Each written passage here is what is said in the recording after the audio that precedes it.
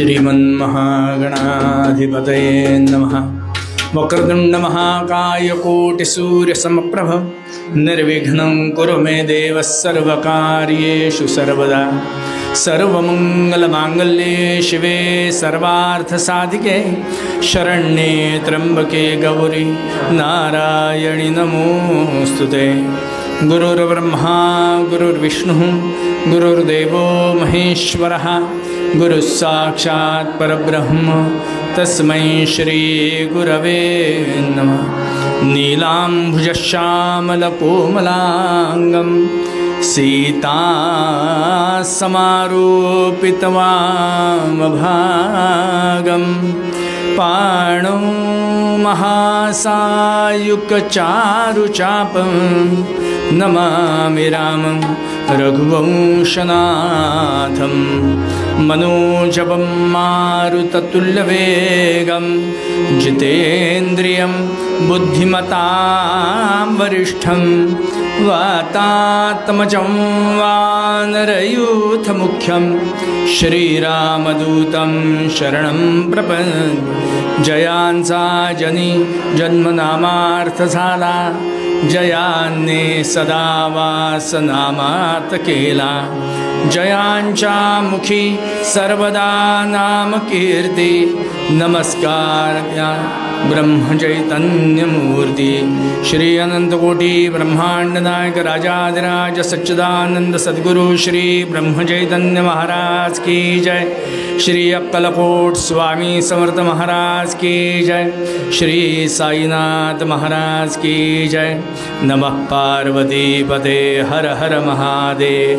पुंडलीक वरदा हरिविठ्ठल श्री ज्ञानदेव तुकाराम महाराज की मंगलमूर्ति।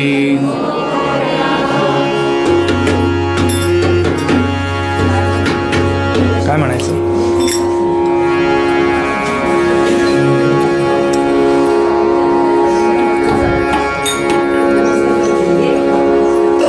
हरि जय जय राम कृष्ण हरि जय जय राम कृष्ण हरि जय जय राम कृष्ण हरे कृष्ण हरे जय जय राम कृष्ण हरे हरे जय जय राम।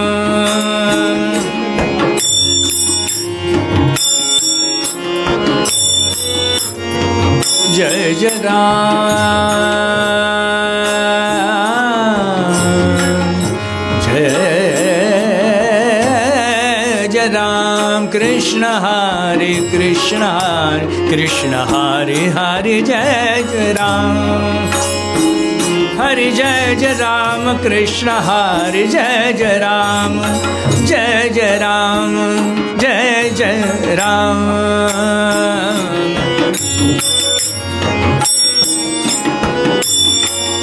गोवर्धन हर गोपालन रतन गोवर्धन धर गोपालन रतन गोकुल संकटहार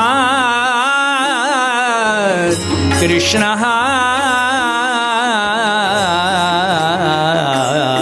हरे जय जय राम।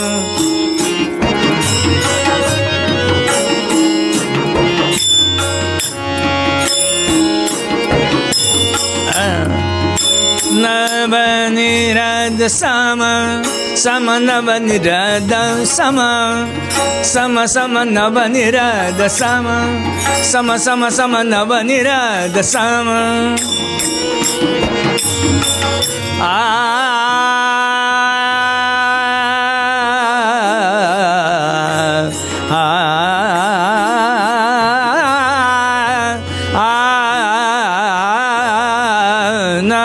नवनिरद सम। आवाज बारीक झाला, आवाज थोडा बारीक झाला। मगाशी मला ऐकू येत होता, आता ऐकू येत नाही।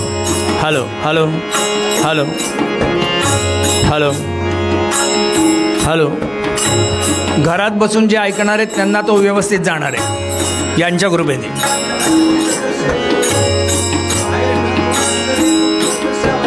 ओके. इथल्यांचं काय? नवनीरद सम नवनीत प्रिय नवल विनोद विहारी कृष्ण हरे हरे जय जय राम.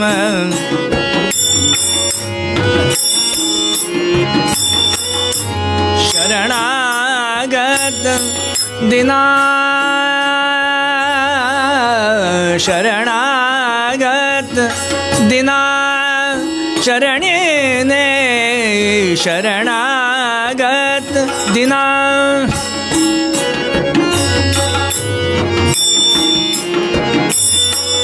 शरणा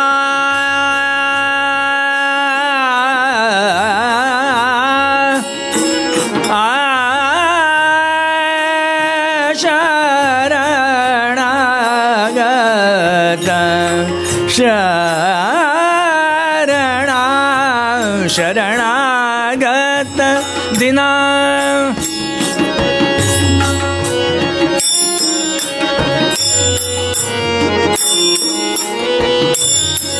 शरणागत दिना चरणी दे शरणागत दिन शरणागत दिना चरणी दे शरणागत दिन शरणागत दिना चरणी ने शरणागत दिना दिना दिना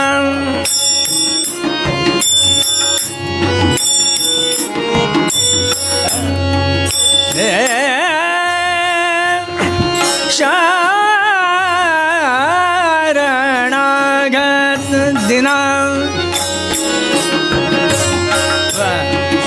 चरणी ने करुणा दृष्टि निहार कृष्ण हरे हरे जय राम कृष्ण हरे हरे जय राम कृष्ण हरे हरे जय राम जय जय राम. श्री सीताराम हरिचरणी लक्ष लागो राजा राम चरणी लक्ष लागो राजा राम चरणी लक्ष लागो रे राजा राम चरणी लक्ष लागो राजा राम चरणी लक्ष लागो राजा राम चरणी लक्ष लागो रे राजा राम चरणी लक्ष लागो राम चरणी लक्ष लागो राम चरणी.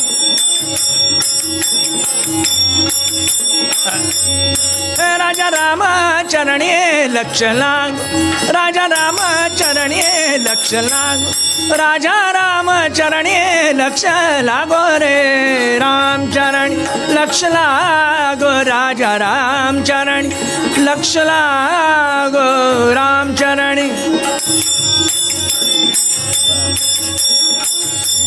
कीर्तन सांगे रंगात देह वाहो हरि कीर्तन सांगे कीर्तन सांगे कीर्तन सांगे कीर्तन सांगे रे.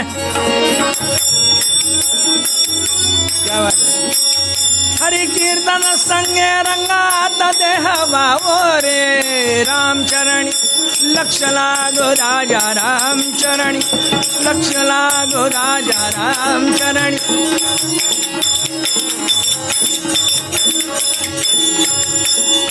राम चरणी स्वरूपी मन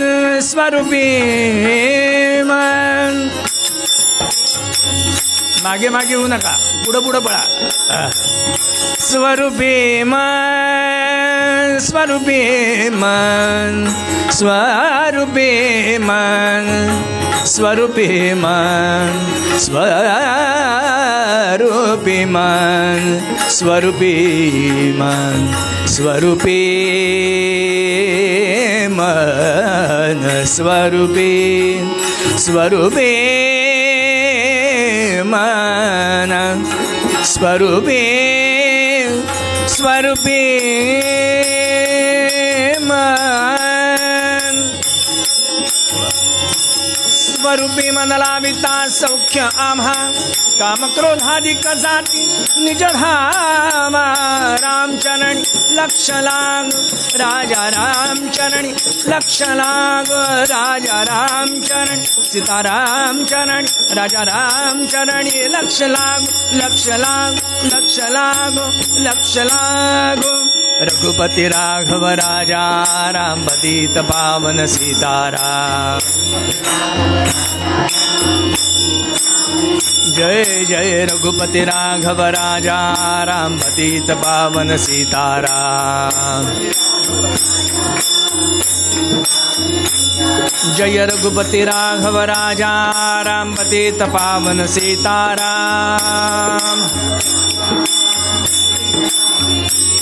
जय रघुपति राघव राजा राम पतित पावन सीताराम जय रघुपति राघव राजा राम पतित पावन सीताराम जय जय रघुपति राघव राजा राम पतित पावन सीताराम राजाधिराज प्रभु रामचंद्र भगवान की महारुद्र हनुमान पंढरीनाथ महाराज की नमः पार्वती पते जय जय श्री सद्गुरु ब्रह्म चैतन्य मंगलमूर्ति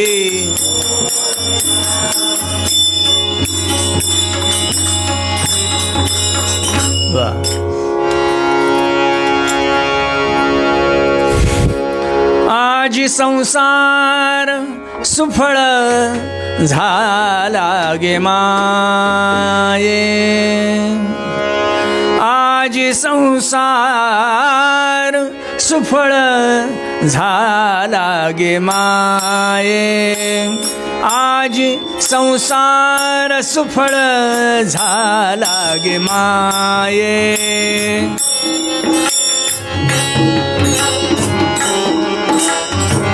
बर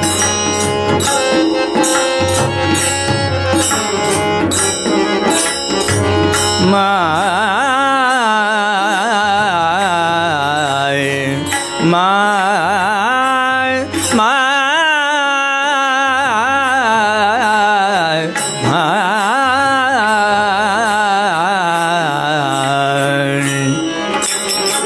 झाला गे माये आज संसार सुफळ झाला गे माये आज संसार सुफळ झाला गे माये देखिले गे पाय विठोबाचे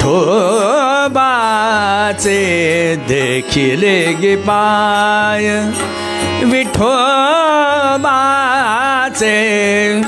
आज संसार सुफळ झाला गे माये आज संसार सुफळ झाला गे माये आज संसार सुफळ झाला गे माये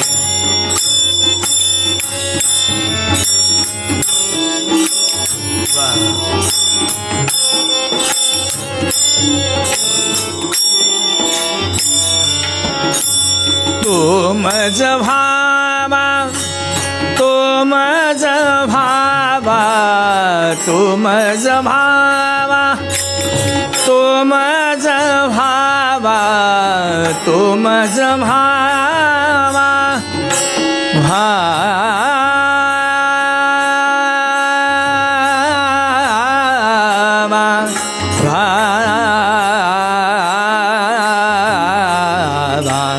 तो मज भावा तो मज व्हावा वेळोवेळी व्हावा पांडुरंग. आज संसार सुफळ झाला गे माये, आज संसार सुफळ झाला गे माये, आज संसार सुफळ झाला गे माये. बाप रखुमादेवी वरून नवैसंबे सर्वथा, बाप रखुमादेवी वरून,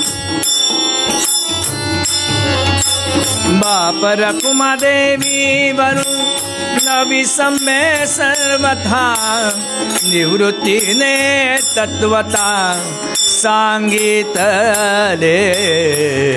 आज संसार सुफळ झाला गे माये, आज संसार सुफळ झाला गे माये, आज संसार सुफळ झाला गे माये, झाला गे माये, झाला गे माये.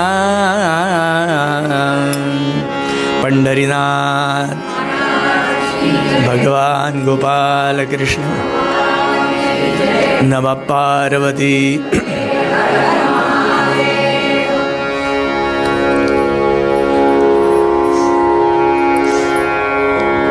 तीन दिवस स्वर्गात होतो, याचा अर्थ आता नरकात आलो असं नाही.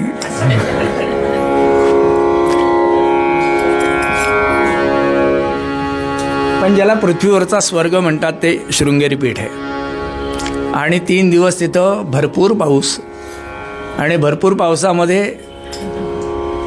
उघड्या पायाने 3 दिवस 72 तास पाण्यातच होतो. म्हणजे जेवायला जायचं तरी पाण्यातनंच जायचं, कीर्तनाला जायचं तरी पाण्यातनंच जायचं, खोलीवर जायचं तरी पाण्यातनंच जायचं, असं अखंड पाण्यातच पाय होते. त्यामुळे नरड्यावरती परिणाम होणार हे स्वाभाविक आहे. आणि तुम्ही तरीसुद्धा रडणार नाही हे मला माहिती आहे. भगवान पंढरीनाथाचा हा उत्सव मला काकूंनी माझ्या मते 6-8 महिन्यापूर्वी आमचा फोन झाला आहे, बुवा आषाढीचं कीर्तन तुम्हीच करायचं, उत्सव आला तरी करायचं नाही, असं त्यांनी मला सांगितलं.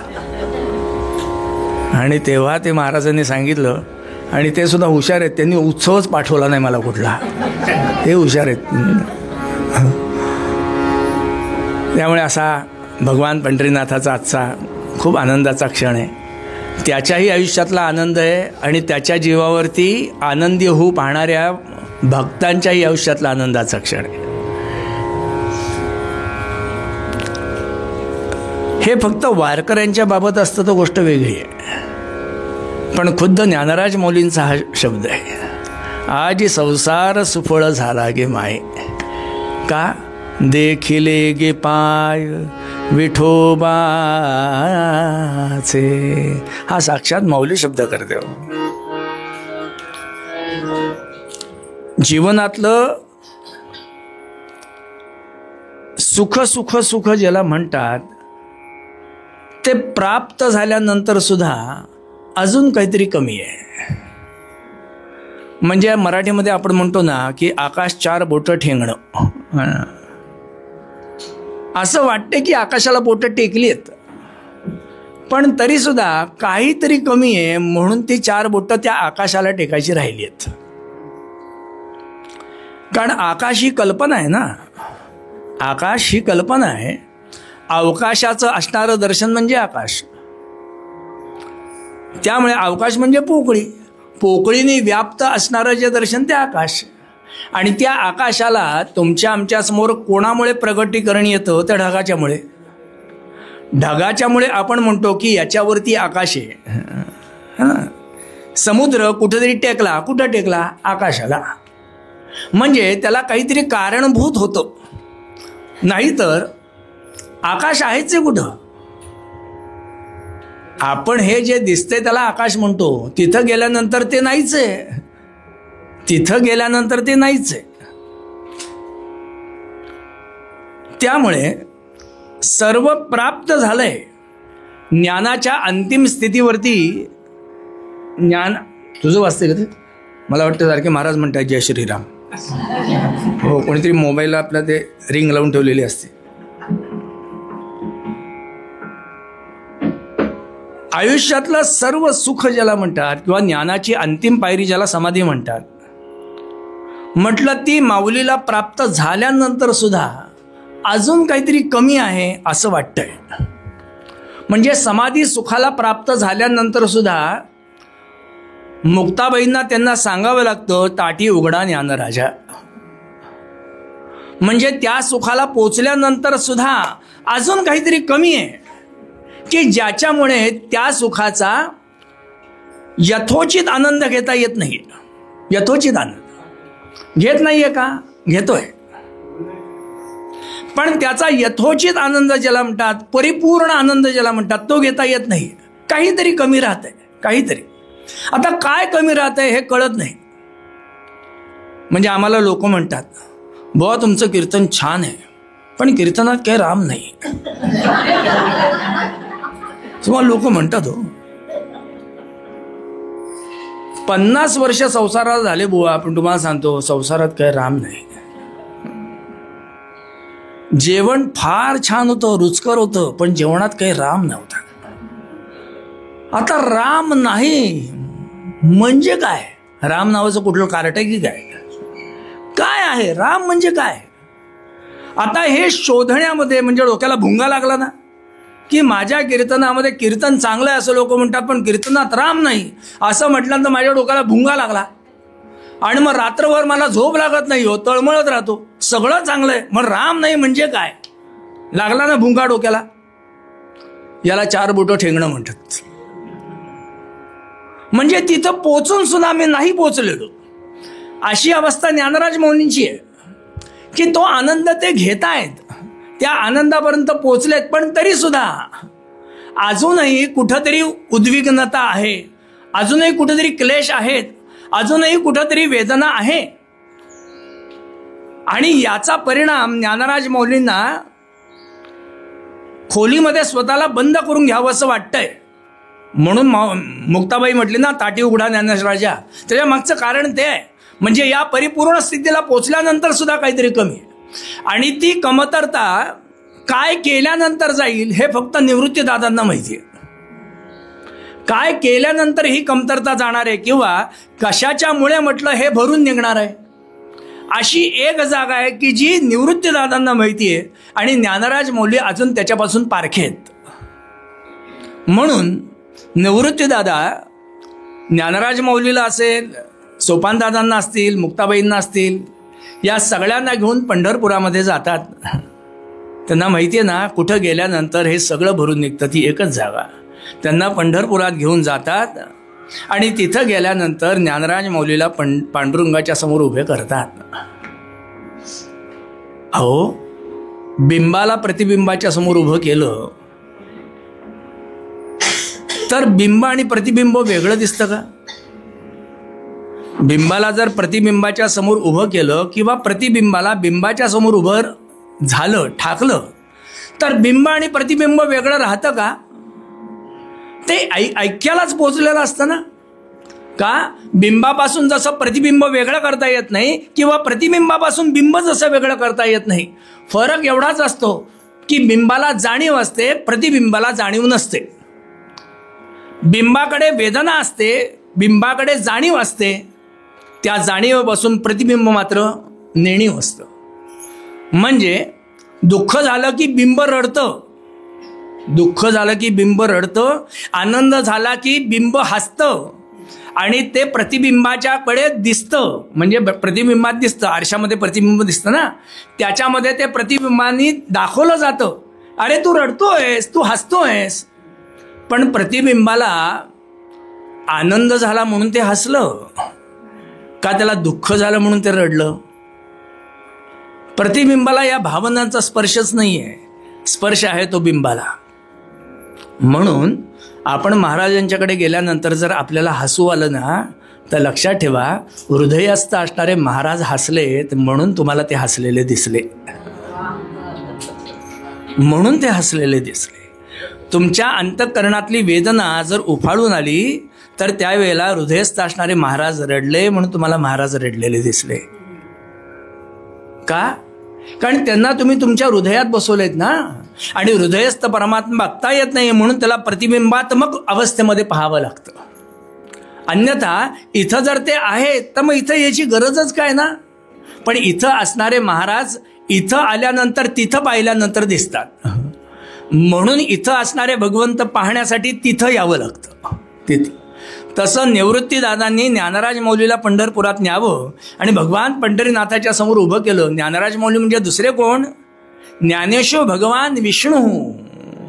अहो साक्षात पांडुरंगाचा पृथ्वीतलावरचा अवतार. लोपले ज्ञान जगी आणि हित नेणती कोणी, अवतार पांडुरंग आणि नाम ठेविले ज्ञानी आरती ज्ञानराजा. प्रगट गुह्य बोले. मला सांगा, ज्ञानेश्वर महाराज म्हणजे साक्षात, माऊली म्हणजे भगवान पंढरीनाथ. म्हणून माऊली ही संज्ञा दोघांनाच. एक म्हणजे निश्चळ परब्रह्म पंढरपुरात उभं आहे त्यालाही लोक माऊली म्हणतात, आणि त्याच माऊलीचं सगुण साकार रूप आळंदीमध्ये जन्माला आलं म्हणून त्यालाही लोक माऊलीच म्हणतात. म्हणून त्याला माऊली म्हणतात ना. आजही तुम्ही आळंदीमध्ये गेलात आणि तुम्ही जर माऊलींच्या दर्शनाला चालला असाल तर आळंदीतला कुठलाही माणूस मी ज्ञानेश्वर महाराजांच्या दर्शनाला चाललो आहे असं चुकूनही म्हणत नाही हो. तुम्ही कोणालाही विचारा, तो जर दर्शनाला चालला असेल तर कुठं चालला आहे, तर तो म्हणतो मी माऊलींच्या दर्शनात चाललोय.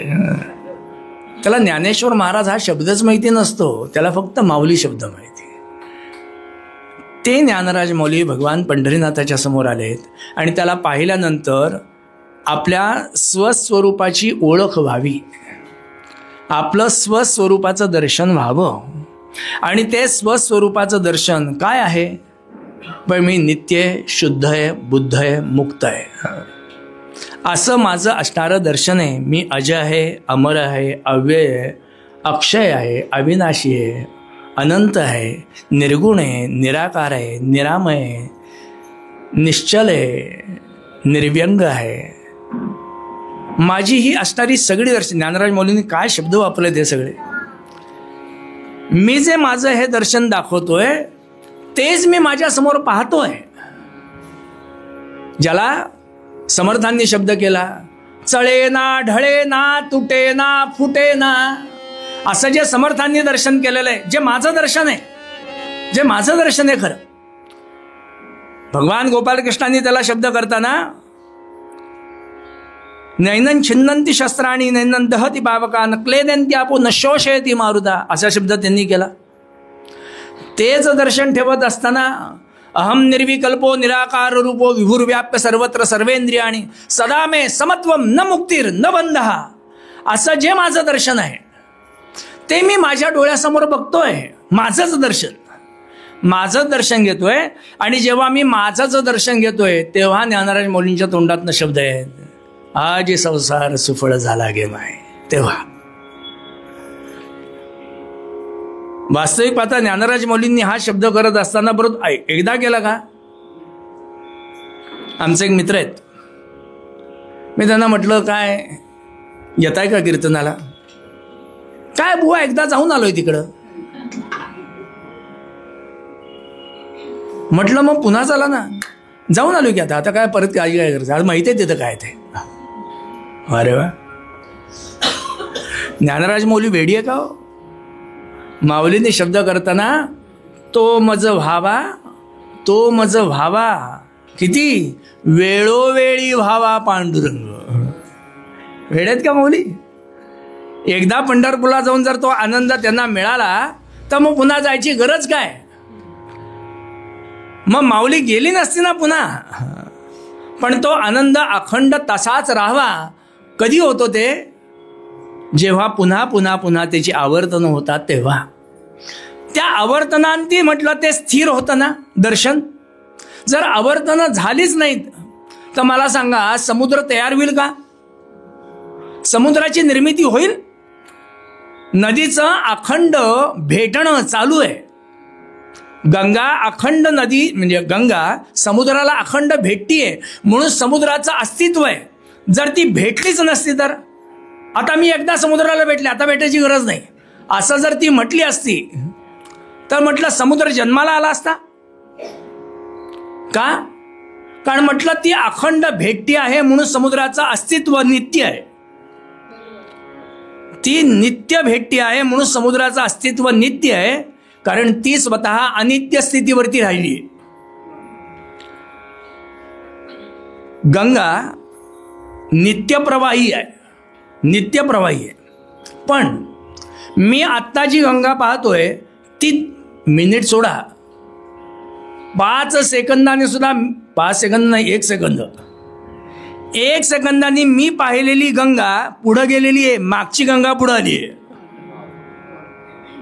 मागचा गंगेचा प्रवाह पुढे आलाय, मी पाहत असणारा प्रवाह मी पाहतानाच पुढे निघून गेलाय. बरोबर ना? या अर्थाने ती अनित्य आहे, या अर्थाने अनित्य आहे. पण ती अखंड प्रवाही आहे, या नात्याने ती नित्य आहे, या नात्याने ती नित्य आहे. असं नित्य अनित्याचं असणारं सरमिळसळ महाराज म्हणतात ती समुद्राला नित्य भेटतीये म्हणून समुद्राचं अस्तित्व कायम आहे. तसं मी पांडुरंगाचा आनंद वरचेवर जेव्हा तिथं जातो त्यावेळेला तो कायम राहतो, आणि त्याच्या विरोधामध्ये अन्य आनंद जे प्राप्त मला होत आहेत, जे वैषयिक आनंद आहेत, क्षणिक आनंद आहेत, असे जे काही आनंद आहेत ते या आनंदाला वरचेवर पाहिल्यानंतर नाशाकडे जातात. म्हणजे त्यांची असणारी ताकद संपते आणि याची ताकद वाढत जाते. माळ करत असताना ज्या मण्याला मी नाम घेतलंय ते नाम मला इतका आनंद देऊन गेलं ना की तुम्हाला सांगतो तो आनंद संपू नये असा विचार करून मी दुसऱ्या मण्याकडे गेलो. आणि तुम्हाला काय सांगू, पहिल्या मण्याचा मिळालेला आनंद त्याच्यापेक्षा जास्त आनंद दुसऱ्या मण्यात मिळाला, म्हणून तो तसाच राहावा याच्यासाठी मी तिसऱ्या मण्याकडे गेलो. या विचाराने किती लोक माळ करतात. आम्ही कुत्र मागे लागल्यासारखं टुक टुक टुक टुक टुक टुक. म्हणजे तुम्ही करत असाल ना, मी माझ्यावरनं सांगतो, शेतावरनं भाताची परीक्षा करतात ना तसं, हे माझं दर्शन तसं म्हणून मी तसं पाहिलं, तुम्ही करत असाल. पण या विचाराने महाराजांना अपेक्षित असणारं जे नाम आहे ते या पद्धतीचं, तो आनंद संपूच नाहीये. आणि ज्ञानेश्वर महाराजांना त्या पांडुरंगाकडे पाहिल्यानंतर स्वात्म रूपाचं म्हणजे आपलं स्वतःचं दर्शन झालं की जे अत्यंत आनंदी आहे. मी कसा आहे मुळातला, मी निर्गुण आहे, निरागस आहे, निष्पाप आहे, निश्चल आहे, मी स्वतः असा आहे. माझं हे मुळातलं दर्शन आहे. चिदानंद रूप शिवोहम शिवोहम म्हणजे काय आहे ते हे दर्शन आहे. माझी स्वतःची मूळ जी स्थिती आहे ती मी निरागस आहे, मी निष्पाप आहे. आणि भगवान पंढरीनाथ किंवा भगवंत हा निर्गुण आहे, निराकार आहे, निश्चळ आहे, निरागस आहे, निष्पाप आहे. भगवंताचं असणारं हे दर्शन आहे. त्यामुळे सृष्टीमध्ये आपल्याला कुठेही ही दर्शन झाली की आपण तिथं आपोआप रममाण होतो ना. लहान मांजरांची पिल्लं जेव्हा मारामाऱ्या करत असतात तेव्हा आपण तासनतास ती बघत असतो, आपण रमून जातो त्याच्यामध्ये.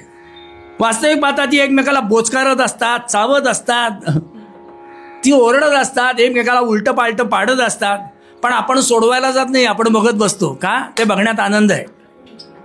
का आनंद आहे? कारण दुसऱ्या मिनिटाला ते भांडण विसरतात आणि एकमेकाला चाटायला लागतात. हो, ही जी निरागसता आहे, ही जी निष्पापता आहे ना, हा तुमचा आमचा स्वभाव आहे खरा.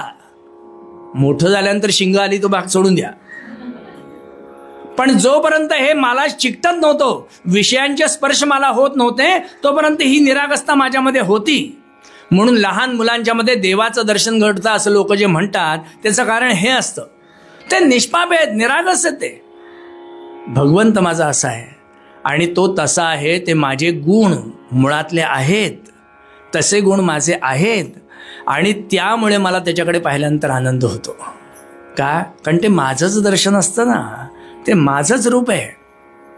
मंदिरामध्ये गेल्यानंतर इतर गोष्टींकडे तुम्ही बघण्यामध्ये वेळ घालवता का याच्याकडे बघण्यात वेळ घालवता, ह्याच्यावरती तुम्ही विषयांमध्ये किती आहात आणि निर्विषय होण्याची तुमची इच्छा किती आहे हे कळतं. किती आपण मंदिरात आल्यानंतर ह्यांना किती वेळ बघत बसतो, आता बघायला वेळच नसतो. पंढरपुरामध्ये आजच्या दिवशी तुम्ही कल्पना करा, 72 तास लोक रांगेत उभे राहतात आणि 72 सेकंद सुद्धा त्यांना दर्शन मिळत नाही. पायावरती डोकं ठेवेस्तवर तो दारात गेलेला असतो, म्हणजे त्याला हलावंच लागत नाही, मागचाच पुढं ढकलतून तो चालला पुढं. पण ते ओझर ते पांडुरंगाचे जे चरण दिसतात ना, त्याच्यामध्ये त्याच्या सगळ्या वारीमध्ये झालेले श्रम निघून जातात. ओझरतं दर्शन आहे, पूर्ण दर्शनच नाही, ओझरतं दर्शन आहे, पण त्याच्यामध्ये त्याचे सगळे श्रम निघून जातात. काय ताकद असेल ना त्या दर्शनाची. महाराज म्हणतात ते ज्ञानराज माऊलींना दर्शन होतं आणि दर्शन झाल्यानंतर माऊली शब्द करते, आजी संसार सुफळ झाला गे माय. आज झाला आजी संसार. या शब्दाचा अर्थ मी आत्तापर्यंत जे सगळं बडबडलो ते आजी ते पर्यंत, म्हणजे आजपर्यंत झालं नव्हतं. मी सगळं आयुष्यात मिळवलं पण ते नाही मिळवलं. मी सगळं मिळवलं पण ते म्हणजे काय, हे शोधण्यातच आमचं आयुष्य जातं. माहिती आहे की ते मला मिळालं नाही म्हणजे काय, तर ते या शब्दाची व्याख्या करताच येत नाही. ज्ञानेश्वर महाराजांनी शब्द करताना राम रावण झुंजले कैसे, राम रावण झुंजले जैसे. त्याचं वर्णन काय करणार तुम्ही, त्याला उपमा काय देणार, त्याला म्हटलं कशाच्या बरोबर ताडणार तुम्ही. राम रावण झुंजले कैसे म्हटलं त्यांच्यासारखेच, ते दुसरं उदाहरणच नाही त्याला. राम रावण झुंजले जैसे हेच उत्तर. म्हणजे तिथं गेल्यानंतर निशब्द अवस्था येणं, तिथं गेल्यानंतर विचारांची गती खुंटणं, तिथं गेल्यानंतर विचारांना म्हणजे विचारांचा जन्मच न होणं, कल्पना जिथं स्थिरावतात, विचार जिथं स्थिरावतात, अशी जी जागा आहे त्याचं तुम्ही काय वर्णन करणार. आणि ते या शब्दामध्ये हे सगळं लपतं, ते या शब्दात लपतं. आजी संसार सुफळ झाला गे, हा जो गे शब्द आहे ना, त्या गे शब्दामागे बरंच काही लपलेलं आहे. गे कोणाला म्हटले माऊलींनी, गे या शब्दाचा अर्थ आहे बुद्धी. आजी संसार सुफळ झाला गे माय, ते बुद्धीला म्हणतात. म्हणजे बुद्धी विचार करते ना, प्रत्येक वेळेला बुद्धी तुम्हाला सांगते ना की हे असं आहे, ते तसं आहे, हे असं असलं पाहिजे, तसं असलं पाहिजे, हे घेऊ नका, ते घ्या.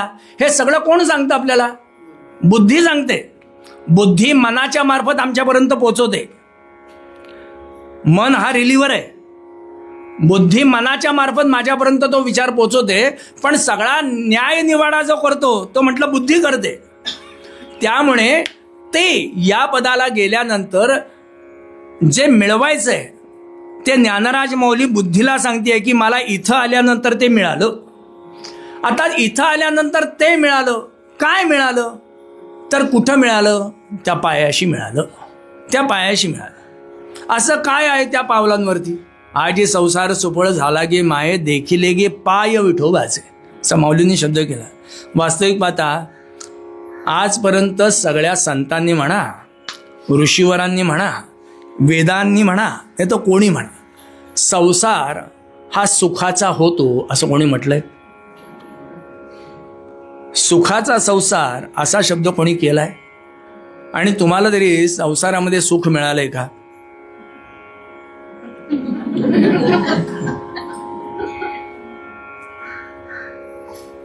मी छाती डोकपणे तुम्हाला सांगतो, आपण माळांवरती माळा ओढल्यात, पण खरं सांगा तुम्हाला नामाचा चव मिळाली का, नामाची चव मिळाली, म्हणजे नामाचा जो ब्रह्मरस आहे त्याची प्राप्ती झाली. वा त्याच्यासाठीच तर सगळं चाललंय. म्हटलं किती वर्ष माळा ओढताय, पंढरपूरची वारी हजारो वारकरी करतात. त्यांना विचारा ज्ञानराज माऊलीला मिळालेला आनंद तुम्हाला मिळाला का. आपण आपल्याला लपवण्यासाठी, म्हणजे मी जर नाही म्हटलं तर लोक मला येड्यात काढतील ना, मग कशाला मारायला जातात तिकडं, असं लोक मला म्हणतील, म्हणून मी त्याच्यावरती मखलाशी करतो. म्हणजे काय मिळालाच आहे अशी मी त्याच्यावरती मखलाशी करतो. पण लक्षात ठेवा, तो जर आनंद मिळाला ना तर आपण याच्यामध्ये रममाण होणारच नाही, होणारच नाही. आपल्याला याच्यातला असणारा निराश दिसल्यानंतर आपण याच्यामध्ये राहू का. खरं कळल्यानंतर आपण राहू का तिथं?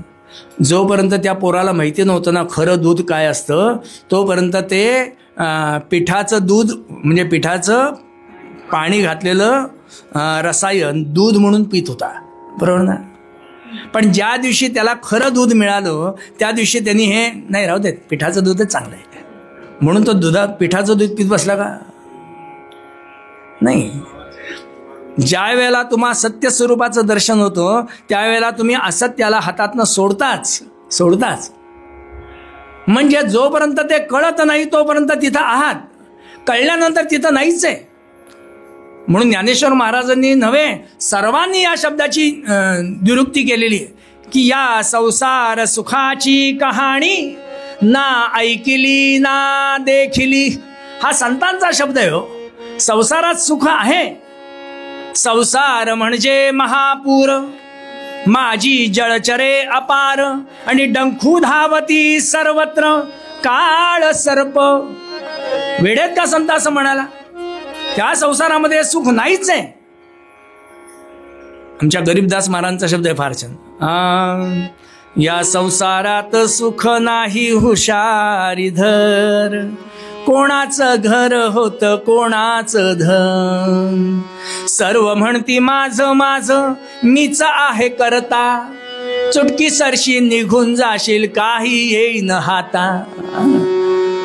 घसरून गेले विसरून गेले थरावर थर, कोणाचं घर होत कोणाचं धन, या संसारात सुख नाही हुशारी धर, कोणाचं घर होत कोणाचं धन. आहे अवस्था.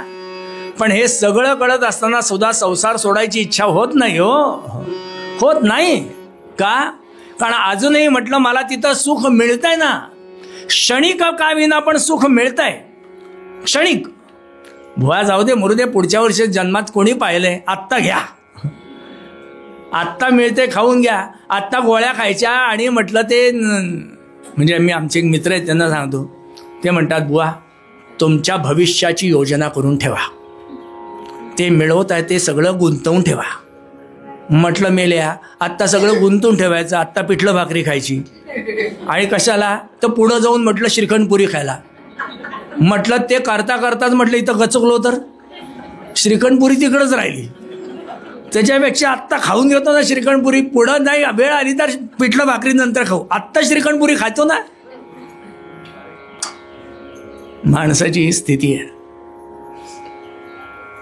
महाराज म्हटले असं जे अनित्य आहे, संसाराची व्याख्याच आहे संसाराती ती संसारा, जे अखंड सरत आहे त्याचं नाव आहे संसार, बरोबर ना? अर्थशास्त्रामध्ये त्याला घटत्या उपभोग्यतेचा सिद्धांत म्हणतात. 3 सिद्धांत आहे आमच्याकडे ज्याच्यावरती अख्खं अर्थशास्त्र उभं आहे. मागणी, पुरवठा आणि घटती उपभोग्यता, या 3 गोष्टींवरती म्हटलं अख्खं अर्थशास्त्र उभं आहे. त्याच्यातलं जे हे प्रकरण आहे ना त्याचं नाव आहे संसार. घटती उपभोग्यता. तहान लागली आहे, उन्हाळ्याचे दिवस, त्या उन्हाळ्याच्या दिवसामध्ये रस्त्याने चाललाय, अहो म्हटलं एक सावलीला झाड नाही हो, झाड नाही. असा म्हटलं त्या उन्हातनं चाललाय, अंगातनं सगळ्या घामाच्या धारा लागून आता घाम येण्यासाठी आत पाणीच राहिलं नाही, इतकं नरड्याला शोष पडलेला आहे.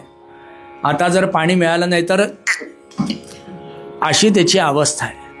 महाराज म्हणतात त्यावेळेला त्याला कुठंतरी लांबवर एक काय म्हणतात जार दिसतो म्हणा, त्याच्यामध्ये पाणी आहे असं समजून तो तिकडं धावतो. पाणी नाही असं नाही आहे, पाणी आहे, पण किती आहे? करवंटीने काढावं एवढं, इतकं तळाला पाणी आहे. अशा याच्यामध्ये तो ते पाण्याने त्या करवंटीने काढतो आणि त्याचा एक तोंडामध्ये थेंब ओततो. तुम्हाला सांगतो अमृत अमृत अमृत काय म्हणतात ना, तो त्याचा अनुभव घेतो. त्या पाण्याच्या थेंबाने त्याच्या नरड्याला मिळालेला जो सकून आहे ना, अमृताचा आहे, अमृत. आणि ते पुन्हा मिळावं म्हणून तो पुन्हा पाणी काढतो तोंडात ओततो. पण गंमत म्हणजे पहिल्या थेंबाला मिळालेला आनंद दुसऱ्या घोटाला नाही. अरे असं कसं झालं? म्हणून तो तिसरा घोट घेतो. तो गंमत म्हणजे दुसऱ्याची पण गोडी तिसऱ्यात नसते. असं घोट घेत घेत घेत घेत मरेस्तवर घोट घेतच राहतो. कुठले घेतो ते सोडून द्या, पण मरेच तोवर घोट घेतच राहतो आणि शेवटी बिचारा प्रत्येक घोटाला पहिल्या घोटाबरोबर ताडून बघतो. प्रत्येक घोटाला तो पहिल्या घोटाबरोबर ताडून बघतो आणि पहिल्या घोटाच्या गोडी शेवटपर्यंत त्याला पुन्हा येणाऱ्या घोटामध्ये मिळतच नाही. परिणाम आला आला प्राणी जन्मासी आला आणि गेला गेला बापुडा व्यर्थ गेला. तो आनंदच नाही हो. आयुष्यभर म्हटलं चाखत बसतो, पण त्याच्यामध्ये पहिल्या घोटाचा आनंद नसतोच. याचं नाव आहे घटिती उपभोग्यता, याचं नाव आहे संसार. पहिल्यासारखा आनंद नाही हो. जे महाराज नेहमी म्हणतात, लग्नामध्ये बायकोनी हट्ट केला नवऱ्याकडे, मला शालूच पाहिजे. ग म्हटलं 15,000ला ते शालू मिळतो, कशाला त्याच्याऐवजी 15 साड्या घे ना 1,000 रुपयाच्या. म्हटलं बरेच वर्ष वापरशील, नाही मला शालूच हवा आहे. मग तो 15,000 रुपये घालून शालू घेतला आणि लग्नाची 15 वर्ष झाली. तिला म्हटलं की आता म्हटलं घेतलायस, म्हटलं यंदा नेस आता. नाही आता तो जड वाटतोय. म्हटलं मग घेतला कशाला? 15,000 घालून 15 वेळा सुद्धा नेसला नाहीस. म्हटलं घेतला कशाला? आता जड वाटतोय. तेव्हा छान वाटत होता, आज जड वाटतो. याचं नाव आहे संसार. मग जो तुम्हाला अखंड आनंद देत नाही, जो तुमच्या आनंदाला म्हटलं ओहोटेणी लावतो, तो तुम्हाला सुख देईल कसा? पण असं असताना सुद्धा ज्ञानराज मौलींचा शब्द आहे, आज संसार सुफळ. अरे तो सुफळ झालाय, नुसता नाही सुफळ झाला. म्हणजे त्यांनी मला अपेक्षित असणारं सुफळ आनंदाचं फळ दिलेलं आहे. नित्य फळ जे आहे ते सुफळ आहे, जे शाश्वत आहे ते सुफळ आहे. असं फळ म्हटलं मला त्याच्यातनं मिळालं, ते मिळालं. आणि ते कुठं मिळालं? म्हटलं यांच्या चरणाशी मला ते मिळालं, यांच्या चरणाशी मिळालं. 2च ठिकाणी सुख आहे, लक्षात ठेवा. कबीरांचा शब्द आहे, 2च जगामध्ये 2च ठिकाणी सुख आहे. सुरपुरमो म्हणजे स्वर्गात सुख आहे का? सुरपुरमो म्हटलं नाही. नरपुरमो म्हणजे पृथ्वी तलावरती सुख आहे, म्हटलं नाही. पृथ्वी तलावरती सुख आहे, स्वर्गामध्ये सुख आहे, पण संपणार आहे. सुरपुरमो म्हणून तर स्वर्गीचे अमर इच्छिताती देव मरते लोकी व्हावे जन्मावा, आहे का नाही? काय तिथं सुख भेटलं, संपणार आहे. पृथ्वी तलावरती सुख म्हटलं आहे, पण इथलं सुख कसं आहे तो विषय नंतर बघू. सुरपुरमो, नरपुरमो, नारपुरमो म्हणजे पाताळात सुख आहे, म्हटलं नाही. कबीरजी म्हणतात सुरपुरमो, नरपुरमो, नारपुरमो सुख नाही. म्हटलं मग कुठं आहे? एक सुख है हरिचरण नमो आणि दुजो संतन पाई सियावर रामचंद्र की जय, पवन सुत हरि नाम की जय, महापति महादेव की जय. एक सुख है हरिचरण नमो, दुजो संतन पाई. 2च ठिकाणी सुख आहे, एक भगवंताच्या चरणाशी आणि दुसरे महाराजांच्या चरणाशी. काय असं ते सुख आहे की जिथं गेल्यानंतर आपला संसार सुफळ होणार? काय असं ते सुख आहे? म्हणजे जीवनातली कृतार्थता ज्याला म्हणतात त्याचं नाव आहे सुफळ. आयुष्याचं जेशासाठी सगळे कष्ट केले, याच्यासाठी केला होता 8 तास, बरोबर ना? म्हटलं ते जर पदरामध्ये पडणार असेल तर आयुष्य सुफळ झालं का नाही? आमच्या मामांना मुलगा झाला म्हणून एका बापाने पेढे नेऊन दिले. मामा तिथंच बसले होते, त्यांनी पेढे नेऊन दिले. मामाने विचारलं काय, कसला पेढा? म्हणलं मामा मुलगा झाला. वा वा. मामाने पेढा पाहिला आणि त्यांना परत देऊन टाकला. ओ मामा तुम्हाला दिलाय? मामा गोड नाही आहे, म्हणजे डायबिटीसचा आहे. मामा म्हटले मला डायबिटीस नाही आहे. मग म्हणे खावा ना. नाही म्हणे पेढा तुझ्याकडे ठेवून दे, तुझ्या फ्रीजरमध्ये ठेवून दे. म्हटलं म्हणजे 25 वर्षांनंतर हा पेढा मला दे, हा आत्ता फ्रीजमध्ये ठेवून दे, 25 वर्षांनी दे. म्हणजे तुझ्या पोरांनी तुला जर घरात ठेवलं तर आपला संसार सुफळ झाला, म्हणून मग पेढा दे.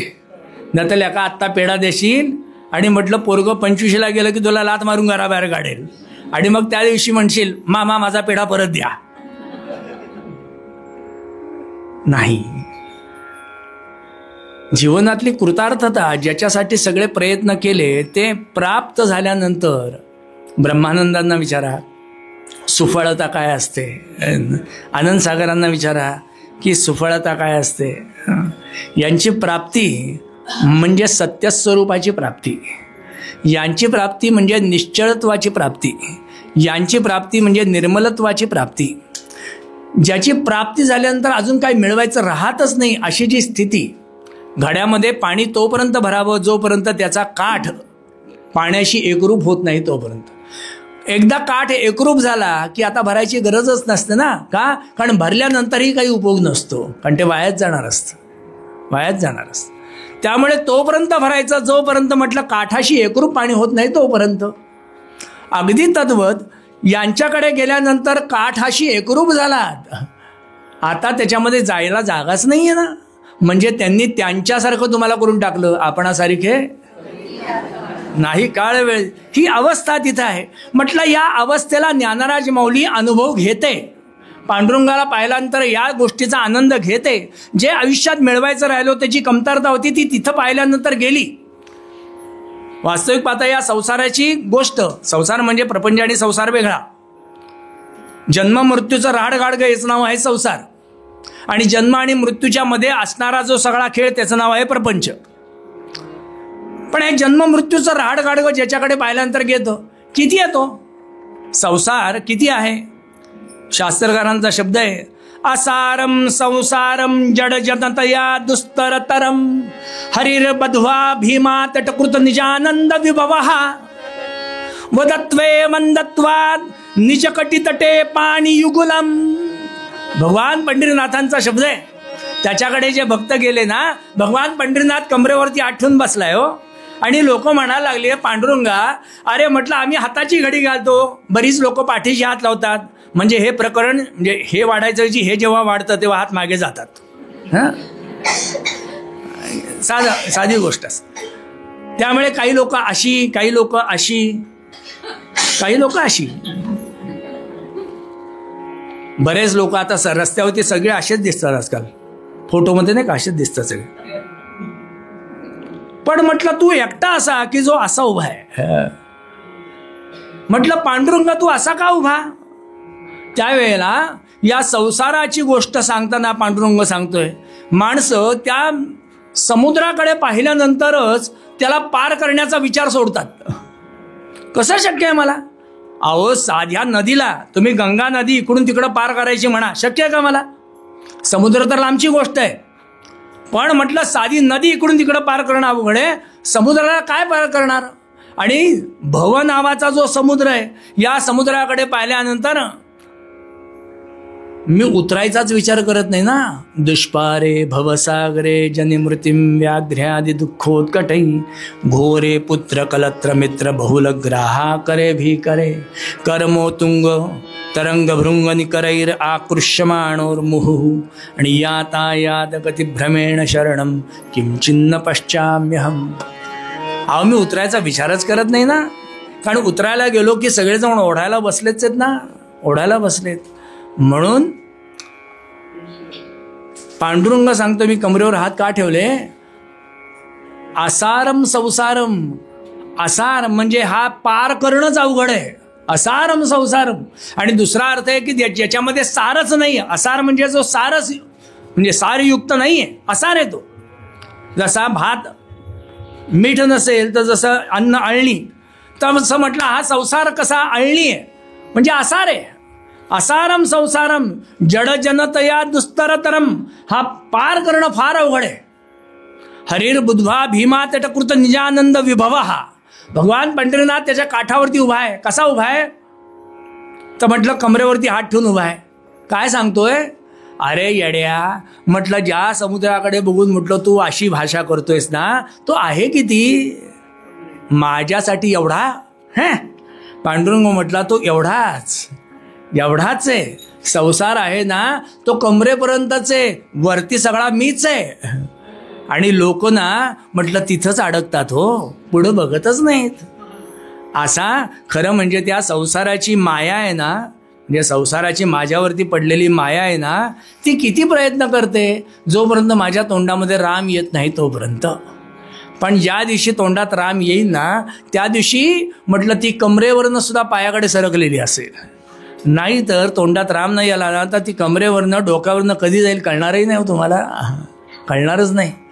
म्हणून महाराज तुमच्या आमच्याशी संवाद करताना बाकी सगळं सोडा, बाकी सगळं मी बघतो, तुम्ही नुसतं म्हणा श्रीराम जय राम जय जय राम श्रीराम जय राम, बाकी सगळं मी बघतो, तुम्ही बाकीचा विचार नाही. पण ते होईलच का?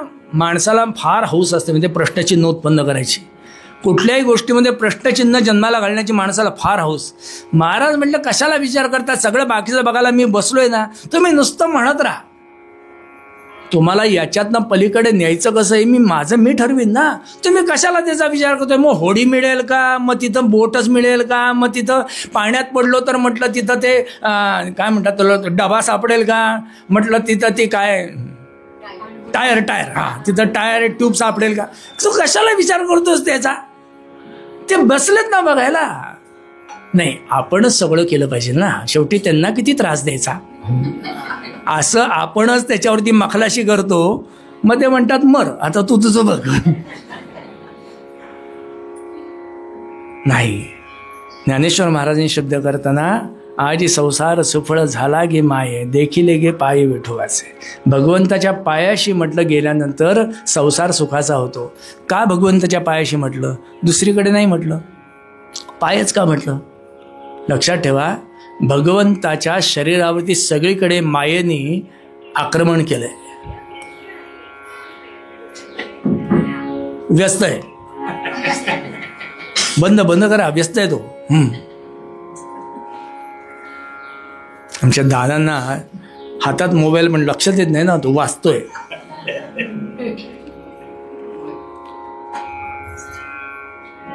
कुठं होतो, असं होतं पाय. भगवान काय हे पाठ केलेलं कीर्तन नसले की हा प्रॉब्लेम असतो. भगवंताच्या बाकी सर्वांगावरती मायेने आक्रमण केलंय, पण पायावरती ती काही करू शकली नाही. पाय निर्मळ आहेत. कपिल महामुनींनी आपल्या आईला देवहूतीला सांगताना भागवतात आलेला विषय आहे की ती देवहूती त्याला विचारते, म्हणजे स्वतःच्याच मुलाला, ती त्याला शरण गेले आणि भगवंताचं ध्यान कर असं म्हणतोयस, कशाचं ध्यान करू. त्यावेळेला त्यांनी पहिला शब्द केलाय संचिंतयेद भगवतश्चरणारविंदम, असाच शब्द केलाय. त्या भगवंताच्या चरण कमलांचं म्हटलं तू चिंतन कर, असा शब्द केलाय, दुसरं नाहीच. भगवंताच्या पायाचं, बाकी सगळीकडे माया आहे. का? पांडुरंगाने विचारलं तुकोबा, तुकोबा म्हटलं माझ्या पायच का मागतोस तू. म्हटलं बाकीचं माग ना, काय सगळं बाकीचं वाईट नाही, म्हणजे वाईट आहे. नाही म्हटलं पांडुरंगा, बाकीचं सगळं चांगलं आहे, पण म्हटलं तिथं दोष आहे आणि तुझे पाय तेवढे निर्दोष आहेत, बाकी सगळं दोषयुक्त आहे. म्हणजे नाही म्हटलं आधी अभय दे, मी सांगितल्यानंतर तू मला मारायला निघशील म्हणे. पांडुरंग म्हटला मारण्याचा माझा स्वभाव नाही, ते माझं मागच्या जन्मात एक रूप झालंय. इथं सांग म्हटलं, तुझ्या डोक्यापासून सुरुवात करतो. केशा कौटिल्यवंता कुटिल सहशिरा नेत्रयुग्मे कटाक्षे नासारंध्रान्वितासा. म्हटलं तुझ्या डोक्यापासून सुरुवात करतो भगवंता. म्हटलं तुझं डोकं कसं आहे, केशा कौटिल्यवंता, कुटील आहे. म्हटलं डोकं सोड, तुझ्या डोक्यावरचे केस सुद्धा कुरळ आहेत, कुटील आहेत. कुटील या शब्दाचे 3 अर्थ आहेत. कुटील म्हणजे काळा, कुटील म्हणजे कुरळा आणि कुटील म्हणजे कपटी. भगवंता तुझे केस कसे आहेत. म्हटलं कुरळ आहेत. घोडा केस आहेत ना तो, त्याचे केस कुरळ आहेत. म्हटलं ते वाकडे आहेत. म्हटलं त्याला धारण करणारं तुझं डोकं किती वाकडं. केशा कौटिल्यवंता, म्हटलं कुटील सहशिरा, म्हटलं त्याला धारण करणारं तुझं डोकं ते केवढं वाईट. नेत्रयुग्मे कटाक्षे, म्हटलं त्या डोळ्याचं तर बोलायलाच नको. अरे या तुझ्या डोळ्यांनी केवढी गडबड केली. अहो त्या राधेची करंगळी जळली, तुझ्या डोळ्याकडे पाहता पाहता करंगळी जळली तिची म्हणे. काय तुझ्या डोळे हे, पुढचा शब्द तुम्ही भरा. भगवंता तुझे डोळे म्हटलं इतके साधे नाही आहेत. त्याच्याकडे पाहिल्यानंतर भले भले येडे झाले माहितीये.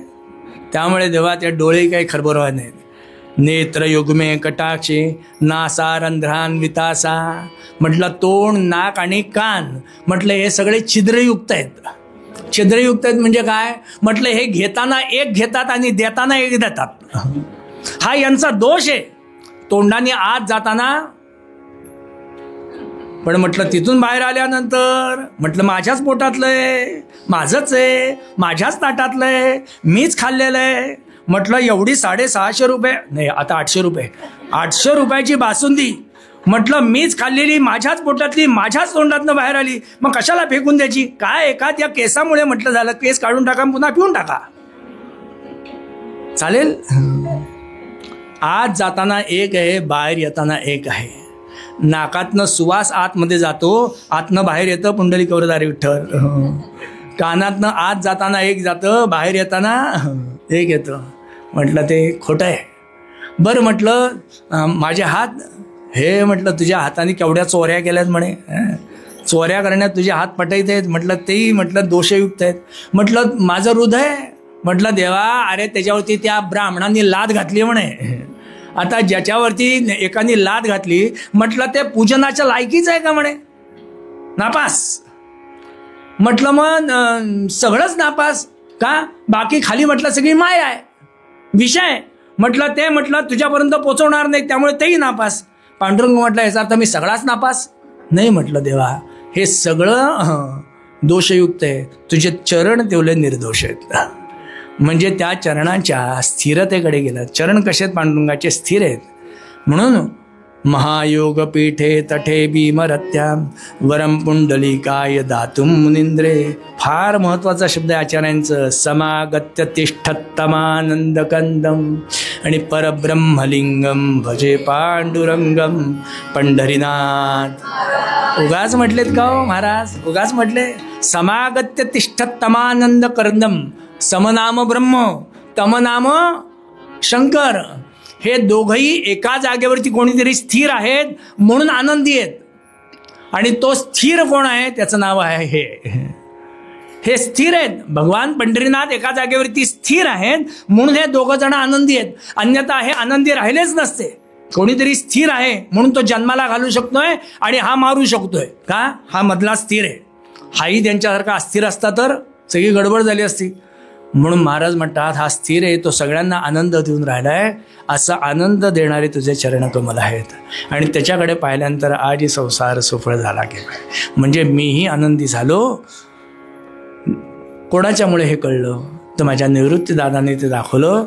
म्हणून बापरखुमा देवी वरू न विसंबे सर्वथा. काय शब्द आहे माऊलीचा.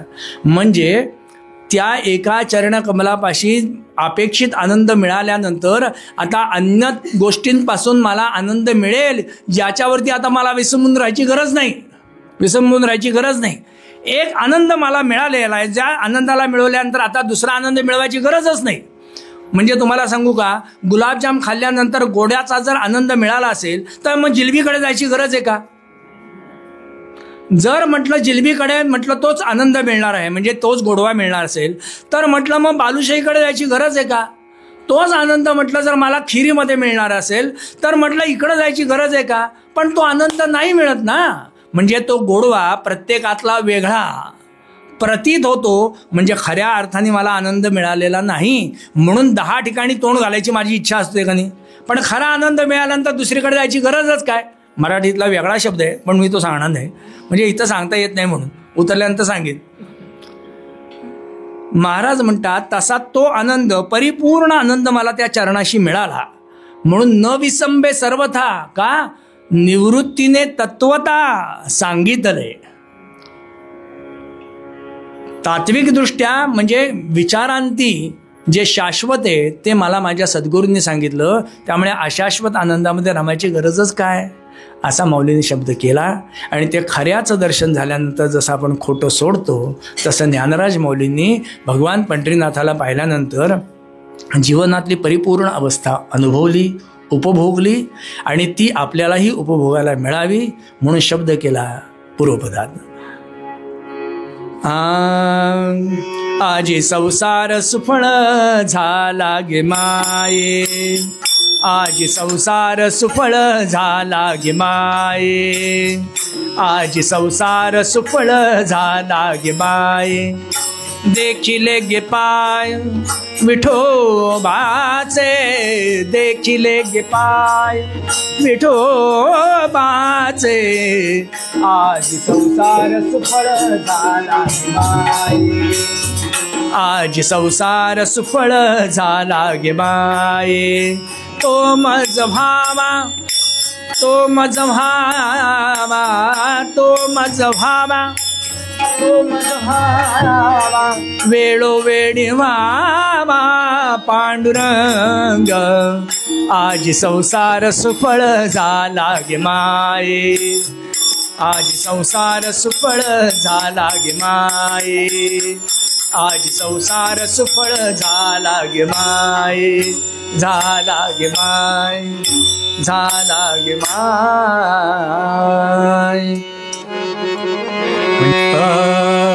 चला आळंदीला जाऊ, चला आळंदीला जाऊ, चला आळंदीला, चला आळंदीला जाऊ, चला आळंदीला जाऊ, चला आळंदीला.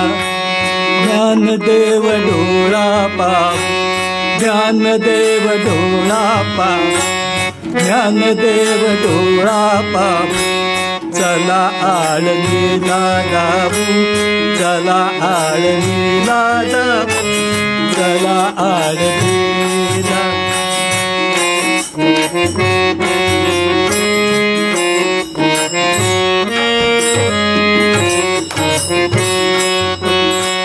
होतील संताची या भेटी, होतील संताची या भेटी. सांगू सुखाची या गोष्टी, सांगू सुखाची या गोष्टी. चला आळंदीला जाऊ, चला आळंदीला जाऊ, चला आळंदीला.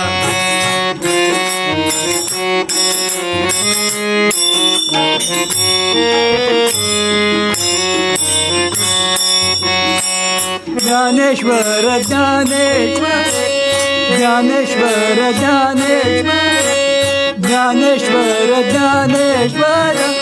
मुखी म्हणता चुकतील फेर, मुखी म्हणता चुकतील फेर. चला आळंदीला जाऊ, चला आळंदीला जाऊ, चला आळंदीला. ज्ञानदेव डोळा पाहू, ज्ञानदेव डोळा पाहू. चला आळंदीला जाऊ, चला आळंदीला जाऊ, चला आळंदीला. तुम्हा जन्म नाही येत, तुम्हा जन्म नाही येत. तुका म्हणे माझी बात, तुका म्हणे माझी बात. तुम्हा जन्म नाही येत, तुका म्हणे माझी बात. चला आळंदीला जाऊ, चला आळंदीला जाऊ, चला आळंदीला. ज्ञानदेव डोळा पाहू, ज्ञानदेव डोळा पाहू. चला आळंदीला जाऊ, चला आळंदीला जाऊ, चला आळंदीला, चला आळंदीला, चला आळंदी. रघुपति राघव राजा राम पतित पावन सीताराम. जय जय रघुपति राघव राजा राम पतित पावन सीताराम. जय रघुपति राघव राजा राम पतित पावन सीताराम. जय जय रघुपति राघव राजा राम पतित पावन सीताराम. जय रघुपति राघव राजा राम पतित पावन सीताराम. जय जय रघुपति राघव राजा राम पतित पावन सीताराम. राजाधिराज प्रभु रामचंद्र भगवान की, महारुद्र हनुमान, पंढरीनाथ नमः पार्वतीपते श्री सद्गुरु ब्रह्म चैतन्य जय जय मंगलमूर्ति।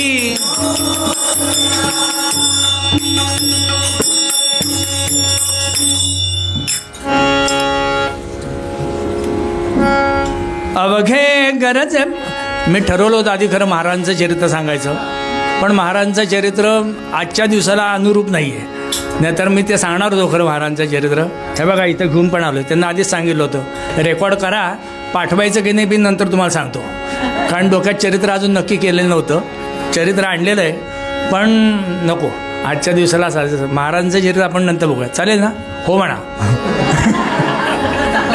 हो म्हणजे परत येण्याची माझी शाश्वती झाली.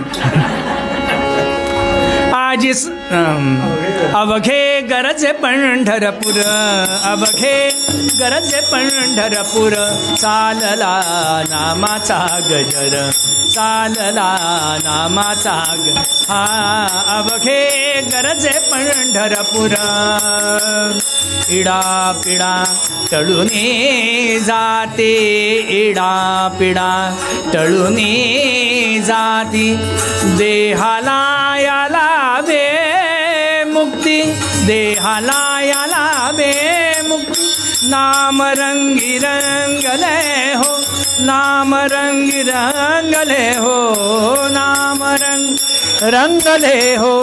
चंद्रभागा तीर संतांचे माहेर, अवघे गरजे पंढरपूर, अवघे गरजे पंढरपूर. जय जय पांडुरंग हरी, जय जय पांडुरंग हरी, पांडुरंग हरी जय जय पांडुरंग, जय जय पांडुरंग हरी, जय जय पांडुरंग हरी, पांडुरंग हरी जय जय चला हो पंढरी जाऊ, जीवाच्या जीव लगा पाहू, चला हो पंढरी जाऊ, जीवाच्या जीव लगा पाहू. भिवरे स्थान करुनिया, भिवरे स्थान करुनिया, संत पद धूळ शिरी लावू, चला हो पंढरी जाऊ, जीवाच्या जीव लगा पाहू. जय जय पांडुरंग हरी, जय जय पांडुरंग हरी, पांडुरंग हरी जय जय पांडुरंग, जय जय पांडुरंग हरी, जय जय जय जय पांडुरंग हरी. पंढरीनाथ. आपल्या मुखातनं नाम असं आलं पाहिजे की न जाणो आपल्या मुखातनं निघालेलं हे शेवटचं नाव आहे असं समजून आपल्या तोंडातनं ते नाम आलं पाहिजे. म्हणजे का तर महाराजांना ते इतकं ऐकू गेलं पाहिजे. म्हणजे तुम्हाला सांगतो महाराजांच्या चरित्रात प्रसंग आहे. महाराजांचा जो गवळी आहे इंदोरचा, की ज्यांनी पहिल्यांदी भैयासाहेबांच्याकडे, म्हणजे इंदोरमध्ये महाराज प्रगट झाल्यानंतर महाराजांनी पहिलं कोणाशी वार्तालाप केला असेल तर त्या गवळ्याशी. तो गवळी मरणासन्न स्थितीवरती आहे, त्यावेळेला महाराज गोंदवल्यात आहेत. महाराज गोंदवल्यात आहेत, तो इंदोरमध्ये आहे आणि अंथरुणावरती पडलेला आहे. अशा वेळेला तो महाराजांची मानसपूजा करतोय. महाराजांनी त्याला रामाची मानसपूजा दिली आहे, पण त्याच्या नजरेला महाराज म्हणजे रामराय आहेत, म्हणून त्या मानसपूजेत तो महाराजांची पूजा करतोय. आणि महाराजांना दिवडीतलं दही आवडायचं ना, दगडीतलं दही आवडायचं, घट्ट असतं ते. आणि तो त्या दगडीतनं ते दही काढलं आहे आणि तो महाराजांना म्हणतोय, महाराज हे शेवटचं दही, हे घ्यायला या या का पुन्हा दही द्यायला मी असेन नसेन, हे दही घ्यायला या, असं तो महाराजांना म्हणतोय. आता त्याचा आवाज किती मोठा असेल ना, तुम्हाला सांगतो. तो तिथं म्हटला आणि गोंदवल्यात महाराजांना ऐकू गेलं. आणि तुम्हाला सांगतो या गवळ्याच्या समोर महाराज त्या दही घ्यायला उभे आहेत, दही घ्यायला उभे आहेत, प्रत्यक्ष उभे आहेत. महाराज गोंदवल्यात आहेत, तो इंदोरमध्ये आहे, पण तरीसुद्धा महाराज त्याचं दही घेण्यासाठी इंदोरमध्ये त्याच्यासमोर उभे आहेत. आणि ते महाराजांनी त्याच्या हातनं दही घेतलं. अजून काही इच्छा आहे का? नाही महाराज, तुम्हाला पाहिलं, आता काही इच्छा नाही. तिथं महाराजांच्या मांडीवरती डोकं ठेवलं आणि प्राण सोडला. महाराजांचं म्हणणं आहे किंवा संतांचंही म्हणणं आहे की मुखातनं येणारं नाम असं असावं की जे न जाणू माझ्या शेवटचं असलं तर, म्हणून ते असं आर्त स्वरूपामध्ये न्यावं. त्याला आवाजाची गरज नसते, तिथं भावनेची गरज असते. म्हणून इथं बसलं ना की असं म्हणा की महाराजांना तिथून उठावं आणि तुमच्यासमोर यावं असं वाटलं पाहिजे.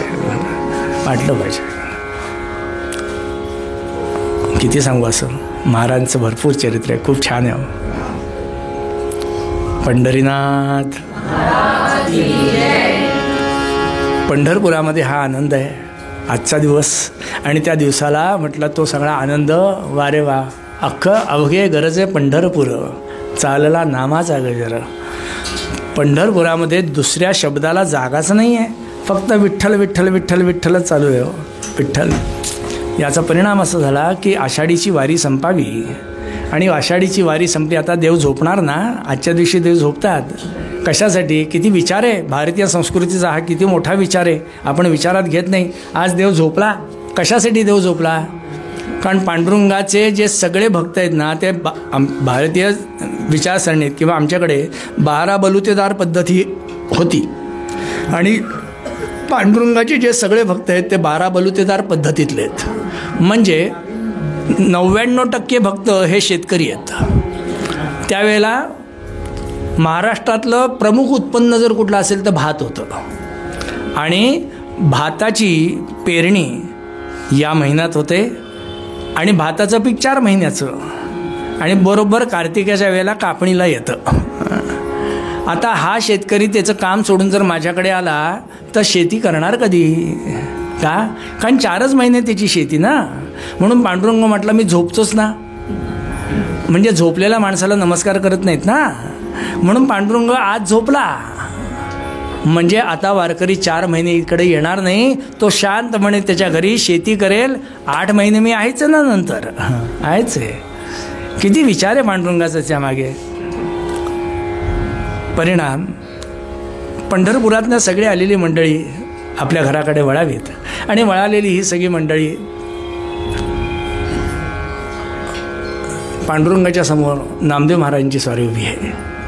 भगवान पंढरीनाथाला पाहत आहेत. वा, समचरण सरोजम सांद्र नीलाम बुधाभम जगननिहित पाणीम मंडलम मंडलानाम तरुण तुलसीमाला कंधरम कंजनेत्रम सदय धवलहासम विठ्ठलम चिंतयामी.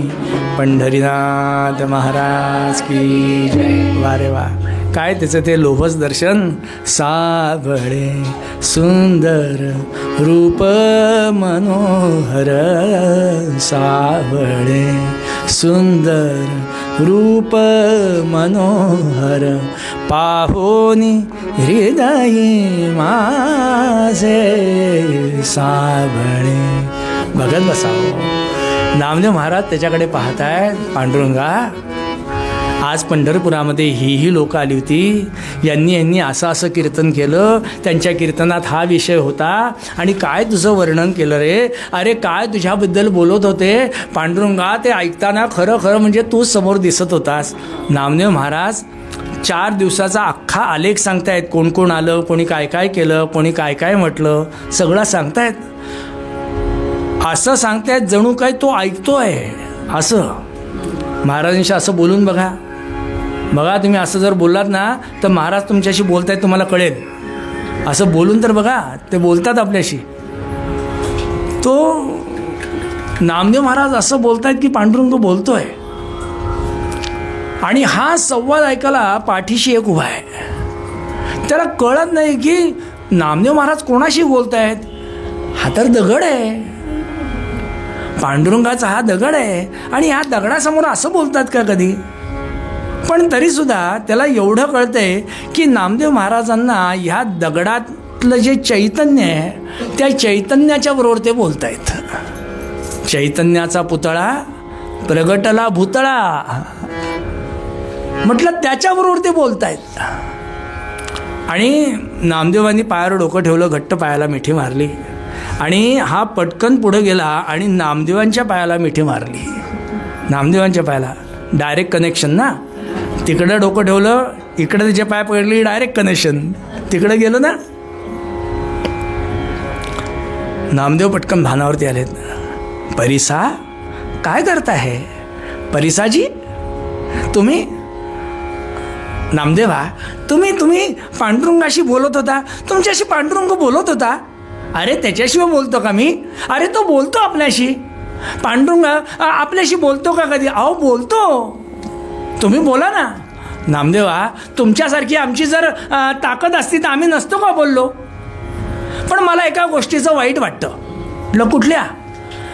इथं लांबून लांबून लोक येतात, पांडुरंगाचा आनंद घेतात, आपला पांडुरंग इतका आनंद देतो, पण एक माणूस मात्र ह्या आनंदापासून वंचित आहे. असं कसं होईल? कोण आहे? आपल्याच पंढरपुरातला आहे. काय म्हणतो? आपल्या पंढरपुरातला, आणि तो या आनंदापासून वंचित आहे. हो महाराज, तो या आनंदापासून वंचित आहे. म्हणजे तो येतच नाही इकडं, आपल्या पांडुरंगाला मानतच नाही. तो कोण? कुठं राहतो? तुमच्या घराच्या अलीकडेच राहतो. माझ्या घराच्या अलीकडे राहतो, मलाच माहिती नाही. अहो तुम्ही इकडं तिकडं कुठं बघत नाही ना. आम्हाला कसं सगळीकडे बघत बघत चालायची सवय. हा काय करतोय, तो काय करतोय, याच्या घरात काय चाललंय, तिच्या घरात काय चाललंय. त्यामुळे तुम्हाला माहिती नसेल, पण तुमच्या घराच्या अलीकडेच राहतो. कोण? पंढरपुरी वसतसे, पंढरपुरी वसतसे, नरहरी नामे सुभक्त देवाचा. आपल्याच पंढरपुरात राहतो. नरहरी नामे सुभक्त देवाचा. आपल्याच पंढरपुरातला, पण नरहरी नामे नटला, नरहरी नामे नटला. परी हरीचे नाम ही कधी न येवाचा. राम राम राम हरे हरे राम. हो हो हो, बस. घड्याळ बघून असं करावं लागतं. त्याला मला पण येत. हा राम राम हरे हरे ते सगळं मला येतं, पण शॉर्ट बट स्वीट एवढंच. आपल्याच गावात राहतो नरहरी. हे सगळे झांजा घेऊन बसलेले उत्तम कीर्तनकार आहेत. हा म्हणजे होऊ घातलेले आता उत्तम छान कीर्तनकार आहेत. आणि काही गोष्टी ह्या समोरच सांगता येतात, घरात बसून शिकवता येत नाहीत. असं म्हणजे आम्हालाही सगळ्या कीर्तनकारांनी असंच शिकवलंय, म्हणून आम्हाला हे कळलंय. ह्याला माहिती आहे, म्हणजे ह्यांनी तर मला खूप लहान असल्यापासून पाहिलेलं आहे. पण तेव्हाही त्यांनी मला इकडं बसलेलं पाहिलेलं आहे, यांच्या घरीसुद्धा बसलेलं आहे. पण आम्हाला कीर्तनकारांनी असंच घडवलं आहे, तिथं या, इथं बसा, इथंच शिका. घरी बसून ते शिकलं जात नाही, ते सगळं सॉफिस्टिकेट असतं. ते इथं चार शिव्या खात ऐकण्यामध्ये जी मजा असते ना, ते खरं शिकलं जातं.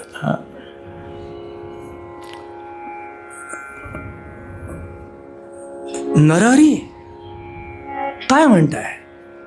अहो बघा, आपल्या पांडुरंगाला मानत नाही, आणि म्हणे तो एकटा बसलेला असतो, घराला कड्या कुलूप लावतो, घरात बसतो. नामदेव महाराजांनी परिसाकडे पाहिलं. परिसा, खरं सांगू का, पंढरपुरात किती वारकरी येतात? म्हटलं 5 लाख वारकरी येत. माझं काय जाते, तेव्हा 5 लाख नव्हतं, 5 लाख वारकरी येत आहेत. याचा अर्थ पांडुरंगाचा आनंद 5 लाख लोकांच्या मध्ये विभागला गेला, बरोबर ना? म्हणजे प्रत्येक वारकऱ्याला आनंद किती मिळाला? तर 5 लाखाचा 1 भाग मिळाला. 1 भाग मिळाला. नरहरी हा एक माणूस असा आहे की तो 5 लाख लोकांचा आनंद एकटा घेतोय. तो एकटा घेतोय. आता मला सांग, म्हटलं तो खरा आनंदी का आपण आनंदी? तो खरा आनंदी का आपण खरे आनंदी?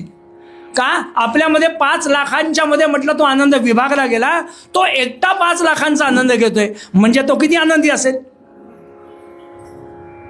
पण असं आहे सगळं. म्हणूनच ते 4 बोटं ठेंगणं म्हणतात. ते त्याच्या मनामध्ये फक्त जरा ह्याच्याबद्दल आणि त्याच्याबद्दल थोडंसं जरा द्वैत आहे, म्हणून तो खऱ्या आनंदापासून वंचित आहे. पण तो आनंदापासून वंचित नाहीये, खऱ्या आनंदापासून वंचित आहे. आनंद आहेच ना, आपल्या सगळ्यांना आनंद आहेच आहे, पण आपण खऱ्या आनंदापासून वंचित आहोत.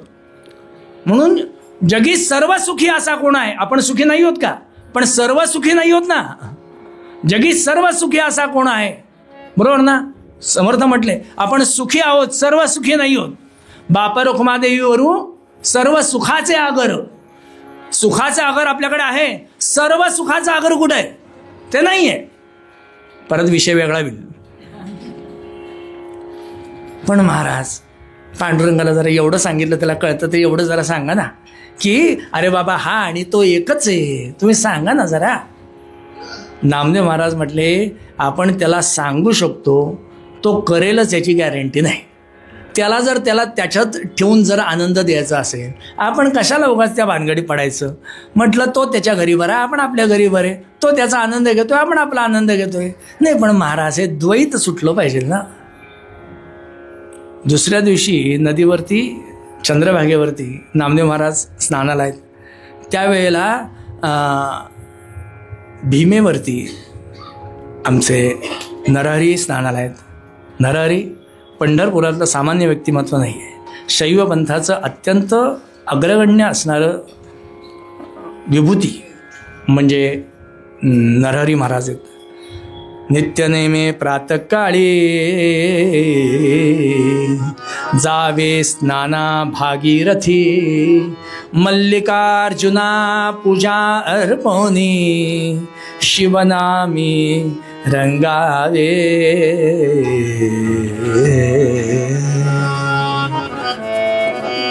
क्या बात आहे.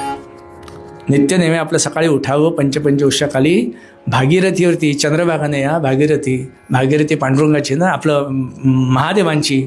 त्यामुळे म्हटलं तिथं जावं स्नानाला, स्नान करावं. ओले त्यांनीच म्हटलं तो कलश भरून पाणी घ्यावं. बाजूलाच मल्लिकार्जुनाचं मंदिर, त्या मंदिरात जावं, भगवान कर्पूरनाथांवरती अभिषेक करावा. कैलासराण शिवचंद्रमौळी, कैलासराणीना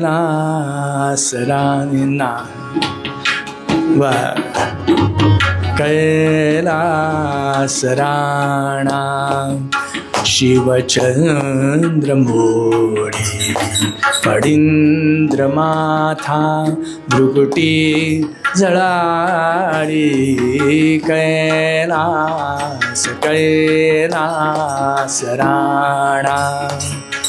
कारुण्य सिंधू भवदुःखारे, कारुण्य सिंधू भवदुःखारे, तुझ वीण शंभो मज कोण तारे, कैलासराणा.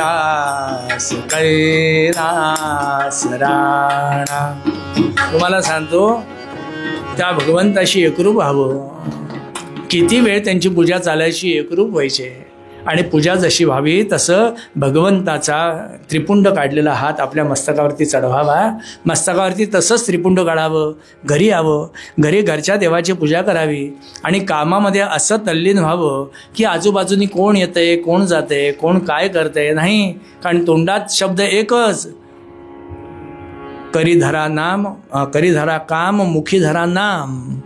हा जो विचार होता तो ते तंतोतंत पाळणारे. हाताने काम चालू आहे पण तोंडात नमः शिवाय, ओम नमः शिवाय, मुखामध्ये मात्र तेच चालू आहे ना. त्यामुळे कोण येते जाते कोणाला काय माहिती ना. असे आपल्या दैवताशी एकरूप असणारे नरहरी नामदेव महाराजांनी दारावरनं जाताना पाहिलं. परिसा म्हणतायत, परिसा म्हणे नामदेवा, परिसावे झड करीच या जीवा, द्वैत भ्रमातची कैसा पाडिसी अमोलया जीवा. नदीवरती स्नान करत असताना मुद्दाम त्यांच्याकडे बघून म्हणतात नामदेवांना, नामदेव महाराज जरा यांना सांगा. म्हटलं सगळे मग द्वैत भ्रमात कशाला पाडता त्याला. नरहरींनी ह्यांचा आवाज ऐकला आणि कानात बोटं घातली का, त्यांचा शब्द सुद्धा कानावर पडला नाही पाहिजे ना. अहो सावली पडली तरी पुन्हा स्नान करणारे हे व्यक्तिमत्व इतका म्हटलं त्याचा स्पर्श सुद्धा चालत नाही. आम्ही आचार्यांकडे आत्ता गेलो होतो ना, आचार्यांना लांबूनच नमस्कार, पुढ्यात जायचं नाही. म्हणजे आपली सावली सुद्धा तिथपर्यंत गेली नाही पाहिजे. ते तिकडून लांबूनच आमच्याकडे असा प्रसाद आमच्या झोळीमध्ये टाकत होते. आम्ही असतो तर काय माणसं आहेत, असं जवळ या, मग पुढं करा, हे सगळं आम्ही किती पाळतात ते सगळं. महाराज जरा सांगा. नामदेव महाराजांनी भगवान पंढरीनाथाला विनंती केली, काहीतरी करा आणि एवढं द्वैत त्याचं नाहीसं करा. का? तो आनंदी नाही असं नाही आहे, पण खऱ्या आनंदापासून वंचित आहे. महादेव काय आहेत त्याला कळलं नाही अजून, आणि तू काय आहेस हे सुद्धा त्याला समजलं नाही. वास्तविक पाहता पांडुरंग काय? शैवा जो शिव वैष्णवा हरिगमे, वेदांतिया ब्रह्मजो, बौद्धा बुद्ध हि जो, खुदा हि यवना, अरहंत जैनास जो, करता तो हि गमे प्रमाण पटुना, जो कर्म मीमांसका, आणि खिस्त्या येशू हि तोच हा गणू म्हणे, ध्या रुक्मिणी नायका. वैष्णव सिद्धांतामध्ये आलेला हा संस्कृत श्लोक आहे, तो दासगणू महाराजांनी मराठीमध्ये केला. शैवा जो शिव, वैष्णवा हरिगमे, वेदांतिया ब्रह्मजो, बौद्धा बुद्ध ही जो, खुदा ही यवना, अरहंत जैनास जो, करता तो ही गमे प्रमाण पटुना, जो कर्म मीमांसका, आणि खिस्त्या येशू ही तोच हा गणू म्हणे, ध्या रुक्मिणी नायका. तो एकच आहे. परिणाम भगवान पंढरीनाथाला सांगावं. आणि काय झालं माहिती नाही, पण जवळ येथून दौलताबाद एक, जवळ येथून दौलताबाद एक, जवळ येथून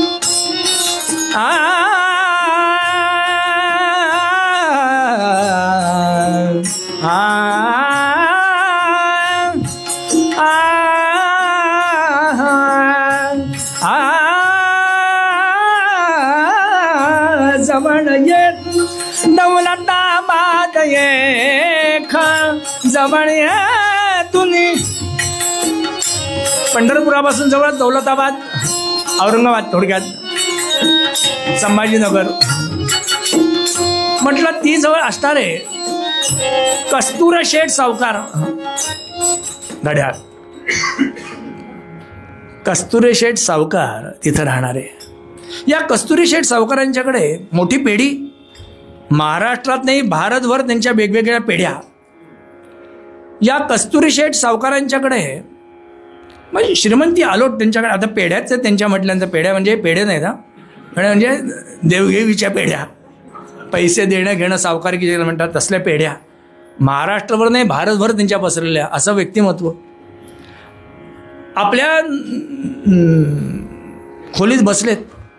अशा याच्यामध्ये त्यांच्या पायऱ्या चढून येणारा कोणी एक म्हातारा, हातात 3 सेंची काठी, डोक्याला एवढा मोठा मंदिल, अंगावरती 12 बंदी, कासलेलं ते करकरीत धोतर, काळा सावळा देह, मस्तकाला असणारं सुंदर वैष्णवी, खांद्याला झोळी, असं व्यक्तिमत्व तिथं यावं. कस्तुरे शेठ सावकार म्हणतात, ते तुम्हीच का?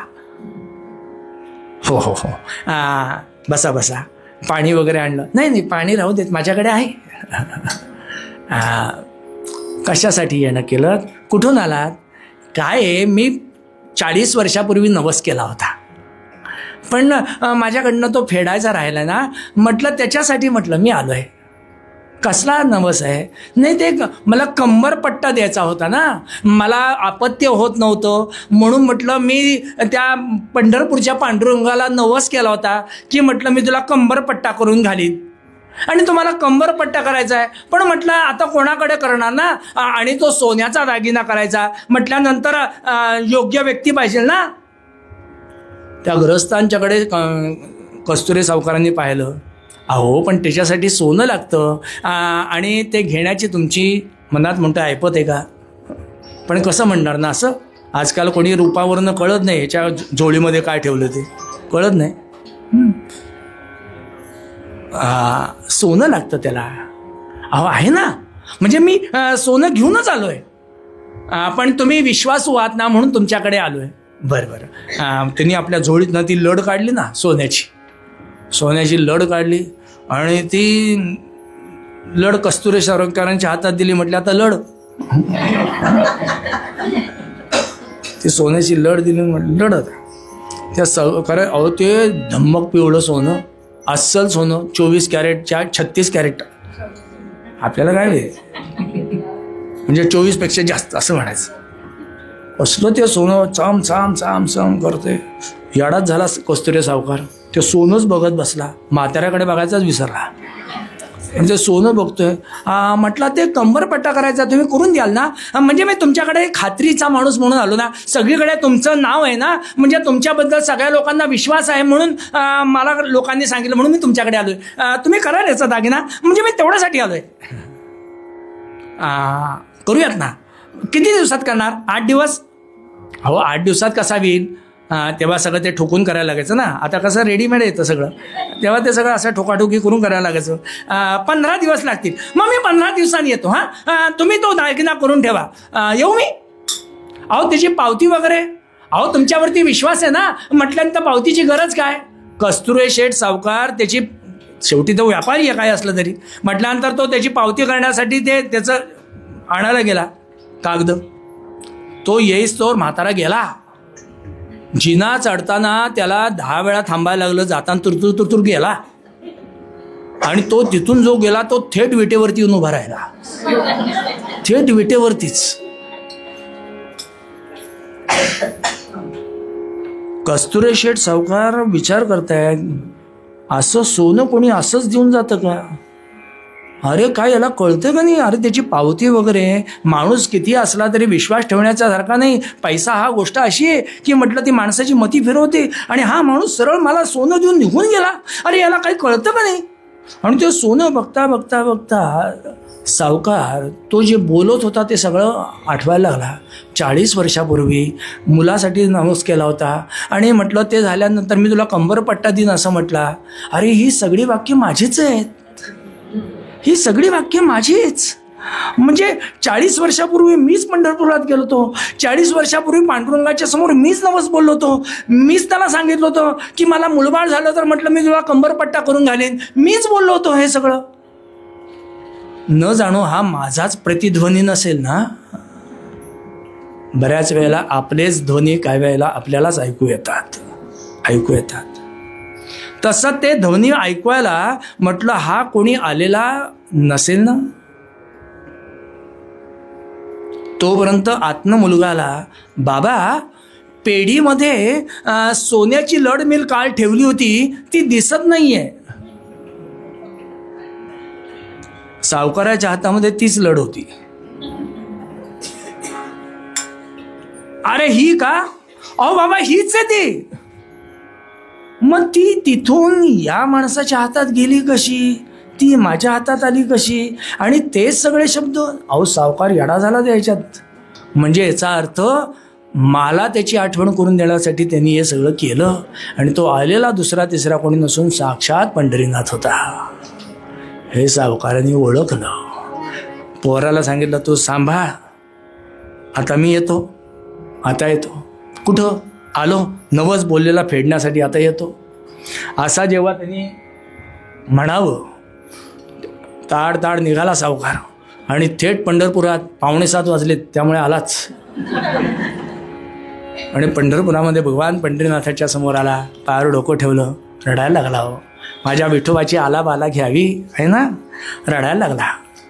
आणि त्याच्या डोळ्यात येणार पाहणं, भगवंता मला क्षमा कर, मी विसरलो, माझ्याकडे सगळं होतं, मी करू शकत होतो, पण म्हटलं मी मुलाच्या आनंदामध्ये म्हटलं तुझा नवस विसरलो, मला क्षमा कर, मला आठवण करून देण्यासाठी तुला यावं लागलं. अरे तुझं स्थान सोडून माझ्या दारावरती माझ्या समोर हात जोडावे लागले तुला. माझ्या घरचं तू पाणी पण पिला नाहीस, कसं पिशील? अरे म्हटलं मी तुझा नवस फेडला नाही, म्हटल्यानंतर तू माझ्याकडचं पाणी घेणार नाहीस. आता माझ्या लक्षात आलंय तू तुझी बॉटल घेऊन आला होतास. रडायला लागला. तुम्हाला सांगतो, मागे परिसा भागवत आहेत आणि त्यांनी ऐकलं. आता ते उत्तम भागवतकार आहेत, ते परिसा भागवत आहेत, म्हणजे भागवत ही त्यांना पदवी मिळाली, परिसा भागवत आहेत. आता भागवत सांगणार म्हटल्यानंतर तेल तिखट मसाला असतोच ना. म्हटलं काय कुठून आले म्हणायचे आपण. म्हटलं पांडुरंगाच्या दारात असं रडायचं नसतं, हसायचं असतं, आणि आपण रडताय. आपण कोण. त्यांनी सगळं सांगितलं. मी असं नवस बोललो, ते असं झालं, आणि ते पांडुरंगाला यावलं, ते सगळं झालं. सगळं सांगून झाल्यानंतर आता दागिना करायचा आहे. त्यांनी मला दिलंय सोनं, म्हणजे माझंच होतं ते, खरं माझं नाहीच आहे ते, त्याचंच. ते सोडा हो, काय करायचं तुम्हाला. दागिना करायचा आहे, पण त्याच्यासाठी सोनार पाहिजे ना. आता यांनी काढला तेल तिखट मसाला सगळा बाहेर. असा सोनार अहो भारतात नाही, जगात नाही. आता काय त्याला काय कमी आहे का. जिभेला हाडच नाही म्हणतात ना. असा सोनार सापडायचा नाही. असा सोनार पंढरपुरात आहे. कुठं. उजवीकडे जा, डावीकडे जा, सरळ जा, वरती जा, खाली जा, तिथं राहतो. सावकार तिथून निघाला आणि नरहरीच्या दारात. जसा तो नरहरीच्या दारात आला, अहो हे यांच्याच कामात बसलेत. दारात कोण उभं कळतं कशाला ना, त्यांच्याच कामात. बराच वेळ झाला तो तसाच उभा. म्हटल्यानंतर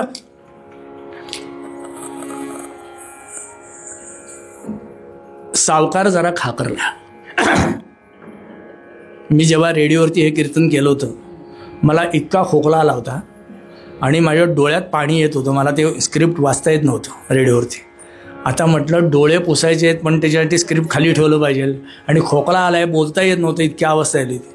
मग काहीतरी सिच्युएशन क्रिएट करायला पाहिजे ना, म्हणून मी रेडिओवरती जोरात खोकलो आणि त्या खोकण्याचा संदर्भ लावला. नरहरीला कळलं पाहिजे ना दारात कोणतरी उभा आहे, आणि रेडिओने ते ॲक्सेप्ट केलं खोकणं. का. कारण मी त्याला जोडलेलं होतं. ते दारात सावकार उभा आहे. नरहरीने पाहिलं, पटकन हात घेतलं. या बसा बसा. कंबरपट्टा करायचा होता. बरं सोनं लागतं. हो आणलंय ना. त्यांनी सोनं दिलं, ते पाहिलं. बरं कोणाला करायचं आहे. अहो पंढरपुरामध्ये दुसरा तिसरा आहे कोण. म्हटलं मी त्याला नवस केला होता ना, त्यालाच करायचा. हो ना, पंढरपुरामध्ये त्याच्याशिवाय दुसरा आहे कोण. कोण. मल्लिकार्जुन. हा म्हटलं कोण मल्लिकार्जुन. पंढरपुरामध्ये नवस करणारा एकच, पांडुरंग. तो रंग म्हणाला, हिने कानात बोटच घातली होती, ऐकायलाच तयार नाही तो. क्षमा करा. काय आम्हाला त्यांचं नाव सुद्धा निषिद्ध आहे. तेव्हा तुम्ही दुसरीकडे कुठेतरी कराय. भ्रमात पडला नरहरी, काय करावे सुचेची नात्या ते. नाकाम करावे म्हणता, हातीचे द्रव्य जाई की सारे. राम. अहो दारात चालत आलेली पार्वती अशी सोडायची, म्हणजे लक्ष्मी म्हणायचं नाही ना, म्हणून पार्वती. दारात चालत आलेली पार्वती सोडायची. पण काय करू. काम करायचं म्हटलं तर ते आपल्या वैऱ्याचं, आणि न करायचं म्हटलं तर खिशाला. म्हटलं काय करणार. नामदेव महाराज नेमके तिथून चाललेले. मध्ये चरित्र आहे बरंच, पण ते सांगायला आता वेळ नाही. म्हणून नामदेव महाराज दारावरनं चालले. तर नामदेव महाराज म्हणते आहेत, अहो नरहरी, तुम्हाला आमच्या देवाचं वावडं आहे ना, त्याचं नाव तुम्हाला ऐकायचं नाही, त्याला बघायचं नाही, सोडून द्या. म्हटलं आम्ही तुम्हाला त्याचा माप आणून देतो, मग तर कराल ना. आणि मधला मार्ग सांगितल्याचा परिणाम चालेल. तुम्ही तेवढं माप मला आणून द्या, तेवढं माप मला आणून द्या. म्हणजे यांना कळेल कीर्तन चालू आहे. ते बिचारे 4 वेळा फोन करतायत. तुम्ही माप दिलात की मी त्या बरं हुकूम करून देतो, चालेल. हा मधला मार्ग नामदेवांनी काढून दिल्यामुळे म्हटलं काम सोपं झालं. देवळामध्ये आले. अहो गुरुजी बडवे, तेवढं जरा कमरेचं माप घेऊन द्या पांडुरंगाच्या. बडवे सुद्धा ते कमरेचं माप दिलं आणि नरहरींच्याकडे आलं. नरहरींनी छान दागिना तयार केला, आणि तयार केलेला दागिना तुम्हाला सांगतो, जसा पांडुरंगाकडे. अहो सगळीकडे बॅनर लागले, पांडुरंगाला सोन्याचा दागिना, पांडुरंगाला सोन्याचा, सगळीकडे बॅनर लागले माहितीये. ही गर्दी पंढरपुरात. पांडुरंगाला कंबरपट्टा घालणार राजा, म्हणजे आपला कस्तुरे शेठ सावकार घालणार म्हटल्यानंतर काय आनंद हो. अर्धा किलोचा, माझं काय जाते, अर्धा किलोचा कंबरपट्टा. आणि जसा बडव्याने तो कंबरपट्टा हातात घेतला, मनात म्हणतायत, पांडुरंगा हा तुझा झाल्यानंतर तो मला उच्चिष्टाचा प्रसाद म्हणून देतोस, पण नको आत्ता तूच घाल. म्हणून तो कंबरपट्टा घेतला, बडव्यांनी घातला. ओ बडवे, आम्हाला तुमचा पाठीचा भाग बघायचा नाहीये, पांडुरंग बघायचा आहे. बाजूला व्हा. पांडुरंगाला तो कंबरपट्टा घातला, बडवे बाजूला झाले. तुम्हाला सांगतो तो कंबरपट्टा लोक बघतायत. अहो बडवे कंबरपट्टा कमरेला घालतात, पायाला नाही. मागणं कोणतरी शाणे आहेत ना, ओरडले. बडवे तिथून ओरडले, मी कमरेलाच घातलाय, तुमच्या डोळ्यात फुल पडलंय. तो म्हटला जरा डोळे उघडे ठेवून बघा. आणि बघितल्यानंतर लक्षात आलं की तो पायात पडलाय. अरे मी घातला होता कमरेला, पायात पडलाय. उचलला पुन्हा कमरेला चढवला. त्यांच्या कमरेला घातला, बघताय तो पुन्हा हात सोडल्यानंतर पायात. लक्षात आलं की 4 बोटं जास्त झाले प्रकरण. 4 बोटं. आता काहीतरी केलं पाहिजे. म्हटलं ते जाऊन जरा दुरुस्त करून आणा. नरहरीकडे गेलं. नरहरी म्हटला शक्यच नाही, बघा हे तुमचं माप आणि त्या मापा बरं हुकूम केलेला आहे, बघा तुमचं बरोबर आहे. काय आहे, आम्हीच जरा माप देताना जरा 4 बोटं जास्त दिलं असेल, तेवढं जरा कमी करून द्या. नरहरी म्हटला वाढवता येतं, कमी केल्यानंतर पुन्हा वाढवता येत नाही. नाही करा म्हटला, करा करू. त्याने लावली कात्री त्याला आणि 4 बोटं कमी करून टाकला. पण ते 4 बोटं कमी केल्यानंतर जेव्हा लावायला गेले तेव्हा 2 बोटं जास्तच कमी झालं. ते बसेच ना. ते बाहेरची लोक म्हणतात ओ जरा सुतळ बांधा त्याला, सुतळ. तो बडवे म्हटले सुतळ कधी बांधतात कळतं का तुम्हाला कधी? हा कधी बांधतात सुतळ?